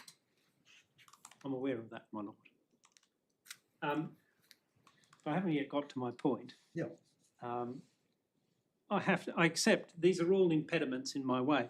And also, I quite accept that when the judge looks at these individual periods and comes to his tentative conclusions, I don't quarrel with the fact that he can come to the tentative conclusions that he did come to. My point is that he needed to go on and look at the whole canvas rather than... But in other words, you're saying what he should have found was that Mr. Singh was not acting bona fide during the whole of the period from the 31st of July 2017 to the 11th of September 2018, despite the fact that it wasn't put to him that he was acting Yes, but what I in say bad faith is during that period. That's a tall order. I'm going to go a little bit lower than that. What I say is that this court cannot be confident that the judge would have reached the same conclusion that he did had he gone on to the next stage in the analysis that he should have carried out, which was to look at the whole thing together. Because I say that the breach in the third period was so flagrant, was so diametrically opposed to a director's duty that he should have realised that an individual doing that couldn't be explained away for earlier periods. It was an insight into Mr. Singh and Mr. Singh's duties as a director and his conception of his duties as a director. And that was the exercise that had to be carried out.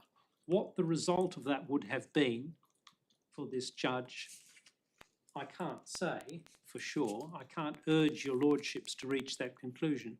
What I can say is that you cannot be confident that the judge's conclusion in relation to those two earlier periods would have remained as it did when he split it up that way. If we were to accept that argument, what would be the consequence in terms of where this case goes? It would fall to be remitted. Remitted or new trial or what?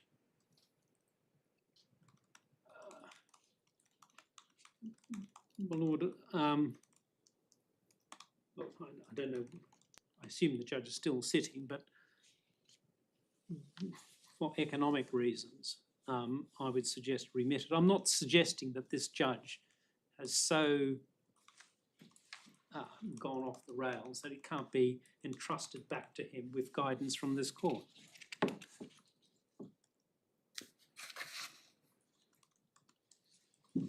So,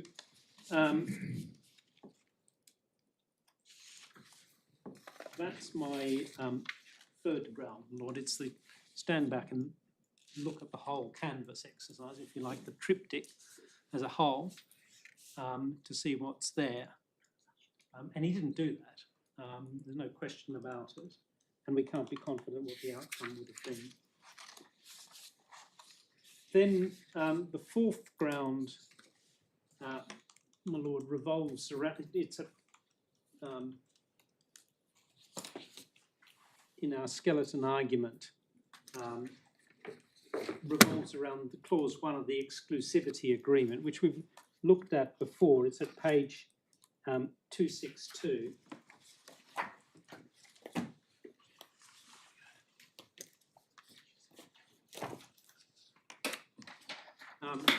The judge described this agreement, the Lordships will have seen, as poorly drafted. That's a phrase that he used at paragraph 320 of his judgment. And it was the product of lay drafting by Mr. Phillips and Mr. Henry, who are directors of Northamber. There doesn't appear to have been any lawyer input into it. And that, if I may say so, is borne out by the language itself. And as I say, clause 1 is concerned with exclusivity. And paragraph 320 of the judgment, my lords, page 209.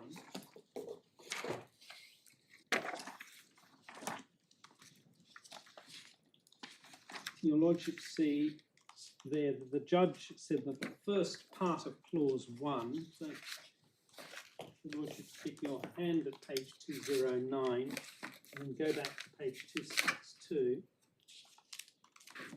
is referring to the sentence, Northamber will become the 100% exclusive source for all Genee World products in the UK effective July 1, with no sales by Genee to any reseller or other party in the UK, full stop. And going back to page 209, the judge said that the first part of this clause could bear either of two meanings. And he said the first meaning was that Northamber was to have the exclusive right to supply Genee World products to customers based in the UK.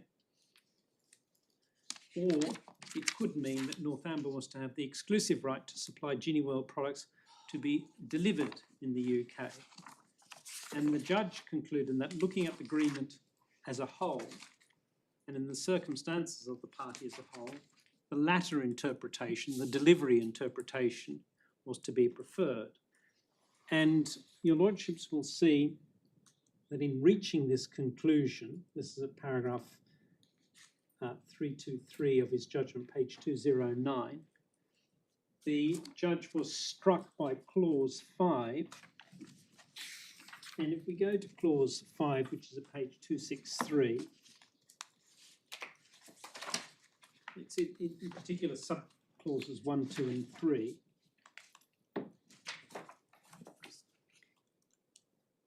The judge said that it appeared to contemplate stock for purchase being either within the First Defendant's bonded warehouse or for delivery to Northamber's warehouse. And you see that at paragraphs 323 to 324 of his judgment.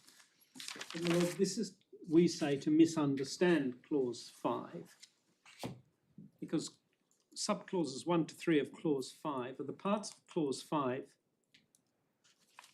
that impose obligations on Northamber as to how it will purchase Genee World products and how it will order them.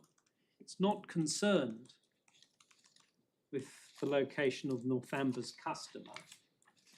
The clause doesn't mention the United Kingdom. Now, it's quite correct that in practice, Northamber had not delivered Genee World products outside the UK, but the objective of the exclusivity clause, clause 1, was to secure Northamber as the sole source in the UK for Genee products for that 18-month period, starting the 1st of July 2017 and ending 31 December 2018. And when we go to the second half of the first sentence in clause 1.1, this is at page 262, it makes it clear that there were to be no sales by Genee, the First Defendant, to any reseller or other party in the UK. And the second sentence in clause 1.1 underscores that by providing that all inquiries generated or received by the first defendant were to be passed to and transacted via Northamber. So there was nothing in clause 1 restricting its operation, the exclusivity provision, to sales in the UK involving delivery in the UK. And that's why clause 1 says nothing about the location of delivery. And we say that it was wrong. Just pausing a moment. So if a UK registered company says, I want to buy some of Genie's products for my branch in France, that's within the scope of the exclusivity clause. And indeed, that was a big issue here because there was a big purchase by a Cardiff-based company for the goods to come from China to be delivered in Vietnam. And that was the reason why there was the difference in the experts, which your lordship sees in the supplementary bundle at 449.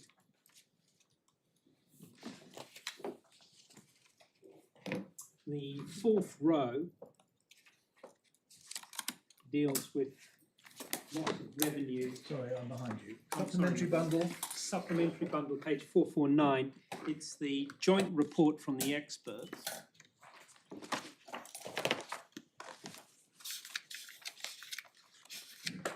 Yeah.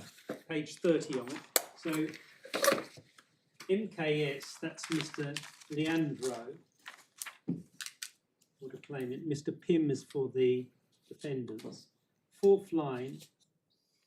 International sales. International sales. And your lordship sees a difference of 1.9 odd million. That was the sale placed by the Cardiff-based company, or with the Cardiff-based company, but for the goods to come direct from China, which is where they were manufactured, and to be delivered in Vietnam.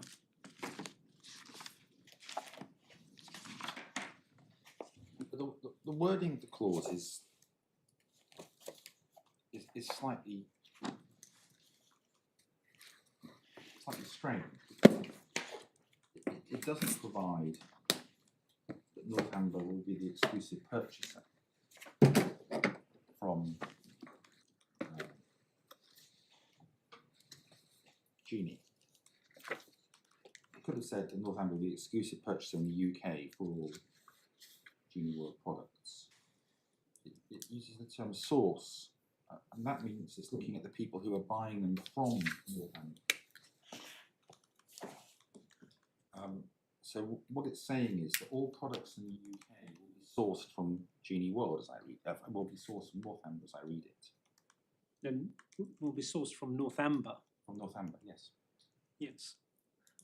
It's products in the UK that will be sourced from Northamber, not products internationally that will be sourced from Northamber.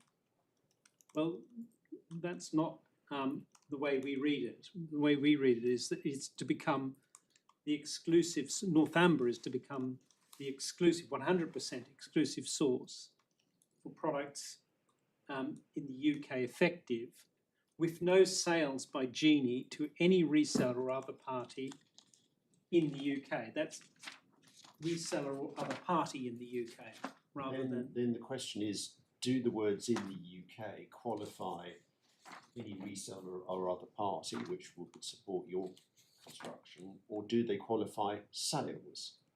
No sales in the UK, Yeah. Well, which I think is effectively how the judge construes it. That is the difference. And we say that in English language, particularly when you're talking about lay people, generally the qualifying phrase or adjective is placed adjacent to the thing that's being qualified. So just let me understand how this is supposed to work. The Cardiff-based company wants goods shipped from China to Vietnam. And under clause 5.1, Northamber's got to buy the stock from Genee World's bonded warehouse, which I take it is in the UK. And 5.2 says that Northamber is going to buy the stock for delivery to its own warehouse. That presumably is buying it from Genee World, because that's consistent with 5.1. All right? Well, qualified, yes, my lord. Okay. 5.3, Northamber will order stock directly from the Genee bonded warehouse. So how the Cardiff-based company wants goods shipped from China to Vietnam. Have they got to be routed through England? They don't, my lord. Well, where does that Because come in to the agreement? because 5.1, 2 and 3 don't have the words all in front of them. So it's not saying that all of them must be. When the parties made this agreement, as the judge Wait recognised, a minute. So who's going to order the goods from China to be shipped to Vietnam? well, the order would go through Northamber to go to Vietnam. So the Cardiff-based company places the order with Northamber. And the Northamber goes to the Chinese manufacturer. Is that how it works? Yes, my lord. That's exactly how it works. And that gives the 100% exclusivity that Northamber believed the parties were signing up to. But does Northamber have some sort of relationship with the Chinese manufacturer? We don't know. I don't know. I'm not guessing. I'm not going to. But when the agreement was made, the practice of the parties and the intention of the parties was that just about everything was going to be, if not everything was going to be UK based. Hence, how Northamber was to go about its purchase and ordering in 5.1, 2 and 3. The question then becomes, here was a situation that the parties hadn't directly contemplated. How does one read the totality of the agreement, in particular the exclusivity agreement, to deal with the contingency, bearing in mind also that this is a lay drafted agreement? Which is the better of the two interpretations? So the judge identified as both of them being open. And what we say is that the better reading is it was concerned with 100% exclusivity, and as my Lord Justice Arnold correctly identified, any reseller or other party in the UK, the operative qualification, we say that attaches to the sale. And that's borne out, we say you get some support by the following sentence. All inquiries generated or received by Genee will be passed to or transacted via Northamber, with the only exceptions being that identified in little letter A. Well, it's the best one can do, we say. It's the best, most likely interpretation. And we say that's the one that is to be preferred. And for the reason I identified, my lord, it was an important conclusion, because from that followed whether the 1.9 million would be included in the equation or not, that I've just shown you. That, my lords, is ground 4. Ground 5, my lord, here we are. It's going to be a little bit difficult to run unless your lordships have a copy of the Cost judgment. cost But also, is there any point in considering costs now? Because, as you point out, and you'll get as an argument, if you succeed on any of grounds 1 to 4, costs will have to be reconsidered anyway. Well, that's correct. But what we say is that even if I don't succeed on any of those grounds, the refusal of the judge to take into account the offer made by my clients for mediation was something that he shouldn't have dismissed. And your lordship needs to see the manner in which it was dismissed by the judge. Yeah. Well, we Um, haven't, so. just bear with me. Is it 1 or 3 copies? Three. There are 3 copies of the judgment. Might I hand them up? They're quite short. Actually, I'll take it out of the bundle.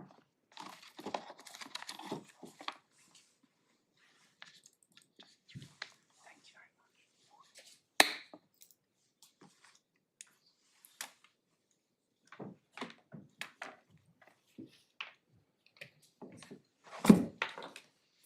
Thank you.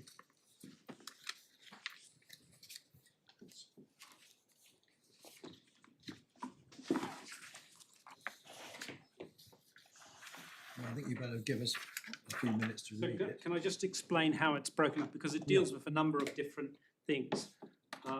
The first group of paragraphs deal with There's permission to appeal, is it? Yeah. So, which are paragraphs 1 to 9. Yeah. Then paragraphs 10 to 13 deal with the costs order against the first defendant. Yeah. 14 to 34 deal with the costs order against the second defendant, but mediation, as regards both of them, is there. Paragraph of which 28 to 34 deal with payment on account of costs, so that doesn't concern us. And then 35 to 45 deal with costs order in favour of the third defendant. So we're concerned, are we, with paragraphs 14 to 27 and 35 to 45 as regards the third defendant.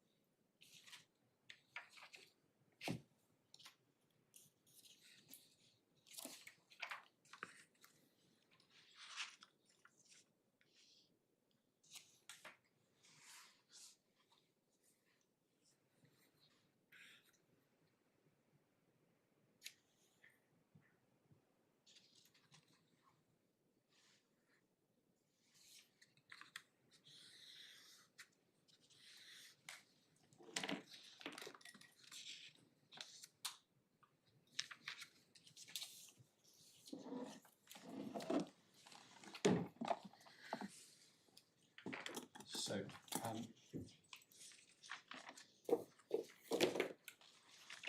I've just realised before we get into round 5 that there were 2 other points subsumed within your ground 4 which you haven't addressed us on already. Can we take it that they are not pursued? Thank you.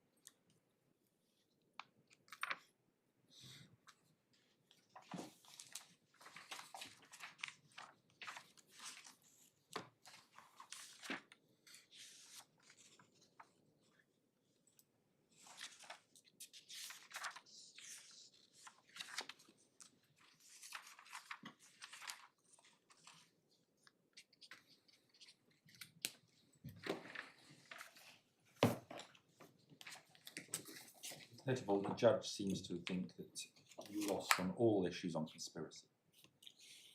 Yes. See that. So that includes 8A. My Lord, 2 points in relation to the costs order. The order itself you need to look at. It's at page 384 in the supplementary bundle. Sorry, page 384. 3.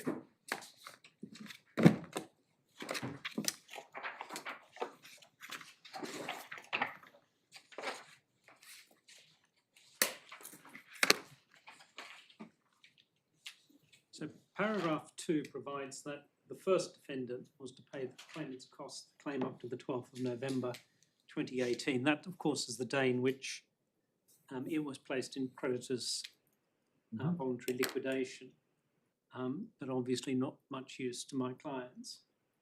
The other point to make in relation to that is that the claim form itself was issued only a number of months before then, on the 15th of August, and the particulars of claim, or the original particulars of claim, came a month later in the 17th of September 2018. So that's as against the first defendant, and there's no issue taken in relation to that. There's no point to take any issue with that. As regards the second defendant, over the page, paragraph 3, the judge ordered second defendant to pay 70% of Northamber's costs. And in relation to the third defendant, paragraph 4, the judge ordered Northamber to pay 80% of its costs. So more or less, the judge gave with one hand and then took away with the other. And our main issue is with paragraph 4, but we take exception to both 3 and 4. And the ground of appeal, the Lordships have seen is in the core bundle, 37, page 37.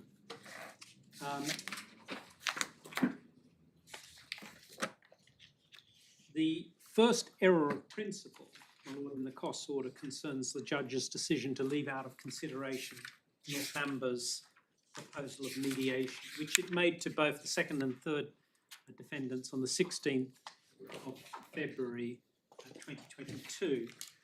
And your Lordship sees the way that this is described It's in paragraph 25, paragraph 27E, and also right at the end, paragraph 42. It Yes. describes it repeatedly as being a half-hearted attempt on our part. And we say the judge's approach to this is wrong. We start from the proposition that this court has for 20 years now been reiterating that an unreasonable refusal to participate in ADR is a form of unreasonable conduct for which the court may respond by imposing a cost sanction. And we've set out some of the salient authorities in paragraph 58 of our skeleton. That's in the core bundle, page 53. And your lordships will see the principles set out in the current edition of the White Book. I give your lordships the paragraph reference. It's 44.2.24 at page 1401. 44.2. 2.24. Yeah, unfortunately, cutbacks mean we don't have the up-to-date White Book in court anymore. There we are. I can lend you mine, my lords. But anyway, you've set out the principles you say, do you? Yes, and there are a number of authorities which we've set out, but it's enough that I take your lordship to the authority of PGF, which is tab 7, about 10 years ago from this court. 7 in the bundle of authorities, page 232.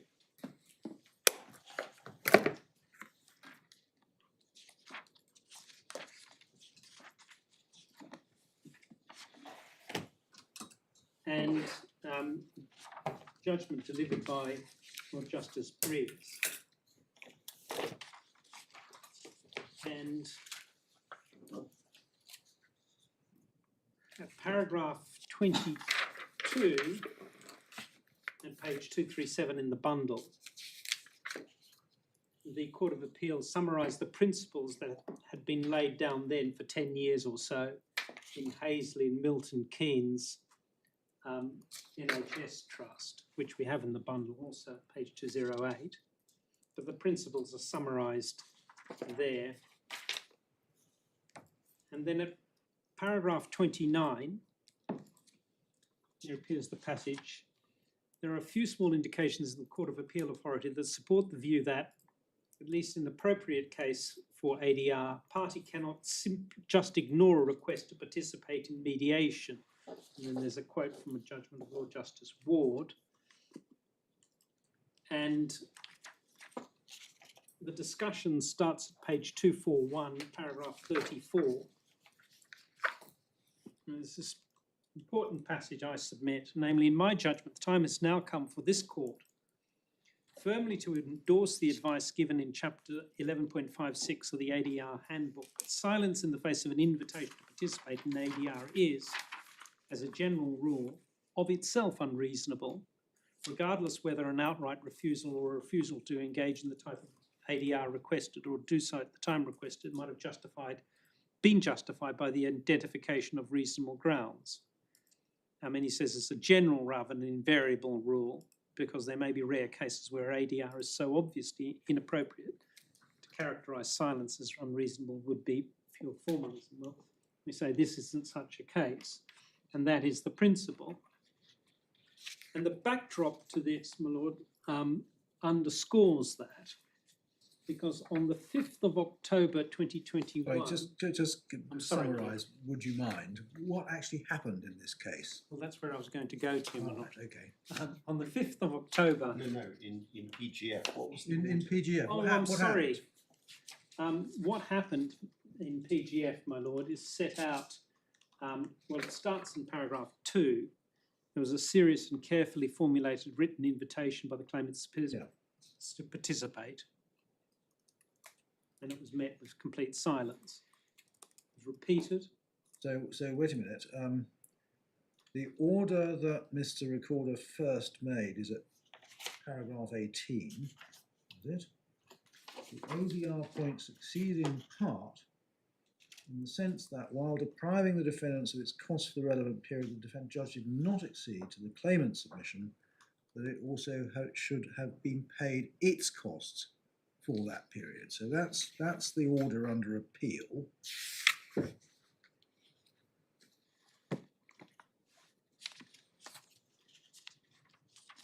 Both appeal and cross appeal were dismissed.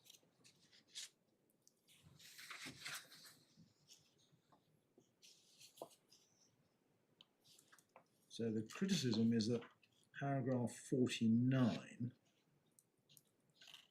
having concluded an offer of mediation been unreasonably refused, the judge then mechanistically deprived the defendant the whole of its cost entitlement without weighing other matters in the balance.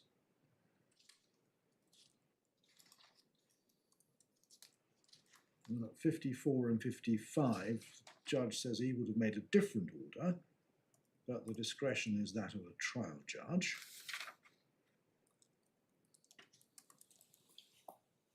And so the appeal and cross appeal are dismissed. Because Yes. the way you've been formulating the principles which you get from paragraph 22 is that the court's power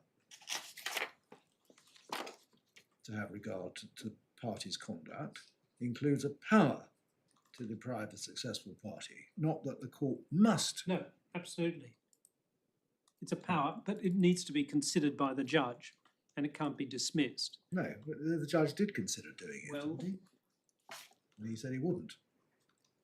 Not quite, my lord. Not quite. And the All right. reason I say that is on the 5th of October 2021, Yeah. I'm looking here at the supplementary bundle at page 374.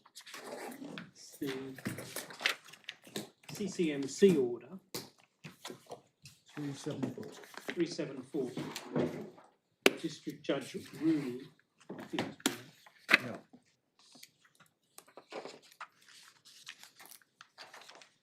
and it's paragraph 7,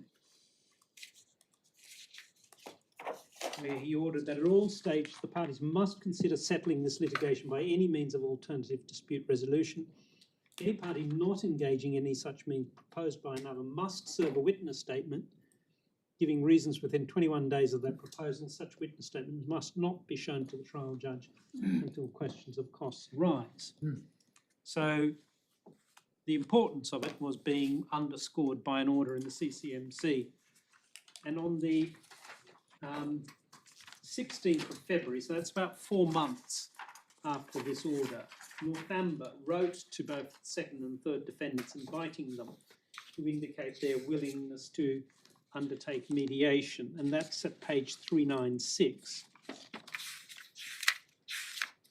In particular, the final paragraph. Yeah. And then over the page, you see there's an email about 6 or so weeks later from the solicitors for the defendants saying that they were taking instructions and going to revert back. But they never did. Yeah. And You never chased it. not so far as I'm aware, my lord, no. But the point is that they were under order from District Judge Rooney to serve a witness statement within 21 days, giving reasons for not engaging in ADR. And this didn't make its way into the reasoning of the judge when he orders costs. And describe the letter, which is written by the company itself, or one of the directors, as, quote, half-hearted, to write that actually 3 times, and tactical. It's totally unwarranted. A complete mischaracterisation. There was no basis for the judge characterising the letter at page 396 as either half-hearted or tactical. The order made, paragraph 7 of the order made, required the defendants whose solicitors plainly received them to come back within 21 days and say either, yes, we will engage in ADR, or no, we won't, and here are the reasons in a witness statement. Yeah. And that nowhere enters The into the judge judge's seems to consideration. accept that they were in breach at 26. He says he's taken it into account, but I can't say how he's taken it into account.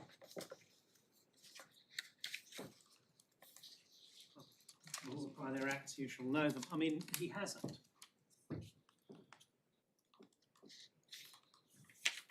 In fact, He's taken it into account by ignoring it. yeah, he said, I do not consider that any adjustment should be made to it. And we say, you can't reconcile what the Court of Appeal has required. You can't reconcile authority with the approach that the judge has taken.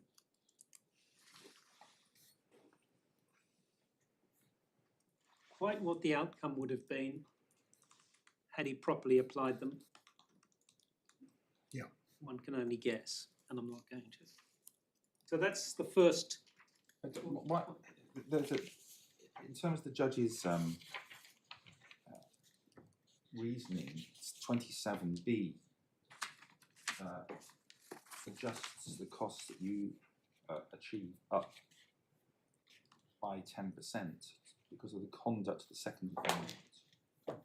Why doesn't that encompass his failure to respond with a witness statement? 27D. I think because of E, which he That's deals, E, sorry, yeah. because he deals with mediation there. Well, that was the findings of dishonesty on the Yeah. part of D2. No, he deals with Yeah, E. no, I'm sorry, Yeah. Well, it's pointed out, Mike. Yeah. No, he's definitely saying that he's not making an adjustment for the failure to mediate. 0. Yeah. And again, so too for the third defendant. You see that at paragraph 42. Right, that's So that that's- point. My first point in relation to costs, nothing further to say in relation to that. The second mistake as regards costs concerns the costs order in favour of the third defendant only.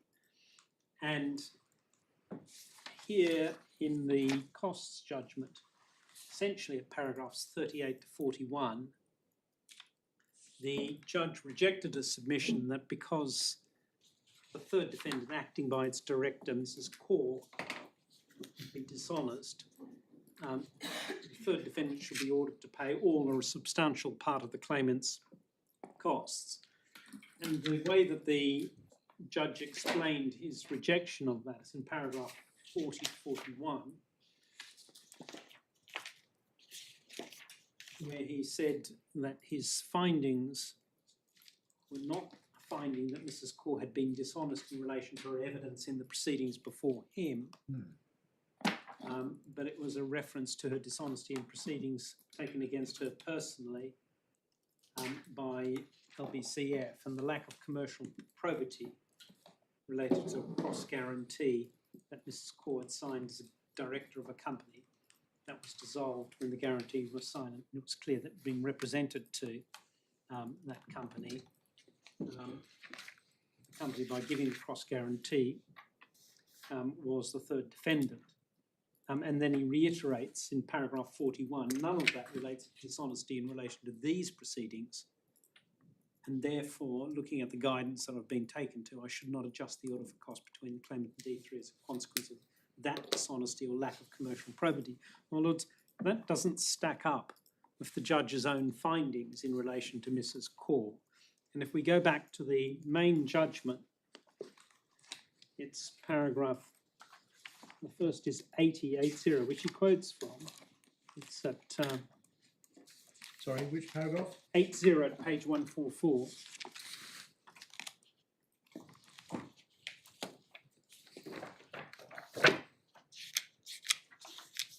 Yes. Where he refers to the earlier dishonesty of Mrs. Kaur and says that this calls into question the honesty and reliability of the evidence that she gave in these proceedings.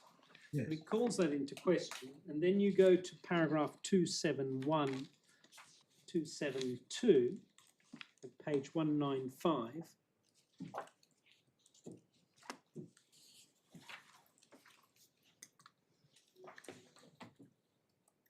Where he's considering the honest belief of the third defendant, i.e. read Mrs. Kaur, that placing the orders with Genee would not amount to a breach of contract or blind eye knowledge. And he says the placing of orders by IES with Genee didn't amount to a breach of the exclusivity agreement. It's the supplying of Genee World products by Genee to IES after the 1st of July in response to the orders placed by IES which amount to a breach by Genee of the exclusivity agreement. I have found that Mr. Singh and Mrs. Kaur, and therefore IES, knew or believed that Genee would be acting in breach of the exclusivity agreement if it had supplied Genee World products to UK entities other than Northamber or the excluded accounts after the 1st of July in response to orders that it received.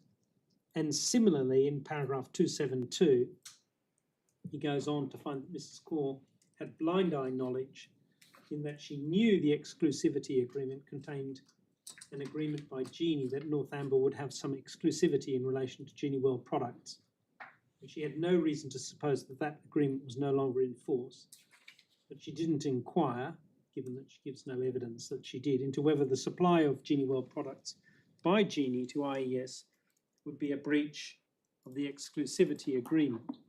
And that, my lord, we say is in fact a finding by him that IES, through Mrs. Kaur, had not been commercially honest in placing orders. Well, wait a minute. You're talking about giving dishonest evidence here, not being commercially, not commercial impropriety. What this part of the judgment is about, the cost judgment is about dishonest evidence. Now, do you have a finding? You certainly have a finding that the judge didn't accept Mrs. Kaur's evidence, but do you have a finding that in the proceedings before this judge, Mrs. Kaur gave dishonest evidence?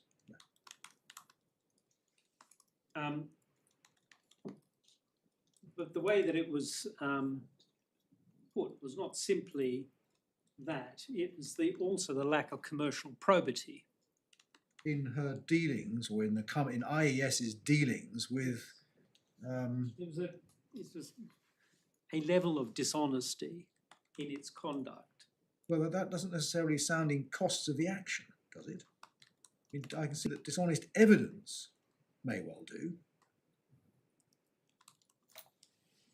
Yes, but the way that it was put by Mr. Falkowski in seeking the costs is that there had been issues there about the conduct of D3 on which Northamber had been successful, namely the dishonest conduct, and that wasn't reflected in the costs order. And what that costs order would have been, again, is a matter of speculation, but what we say is that it can't be airbrushed out in the consideration of what the costs against D3 should have, or sorry, the costs that the claimant should have paid D3. Look at me, this is like a reality about all this. You lost against D3, and but you were only ordered to pay 80% of the costs. Why isn't that within the bounds of the judge's discretion? I'm really struggling, and also same with D2. You won, but you only got judgment for 24,000, and the judge still gave you 70% of the costs. Again, I can't see how it's arguably outside the remit of his discretion.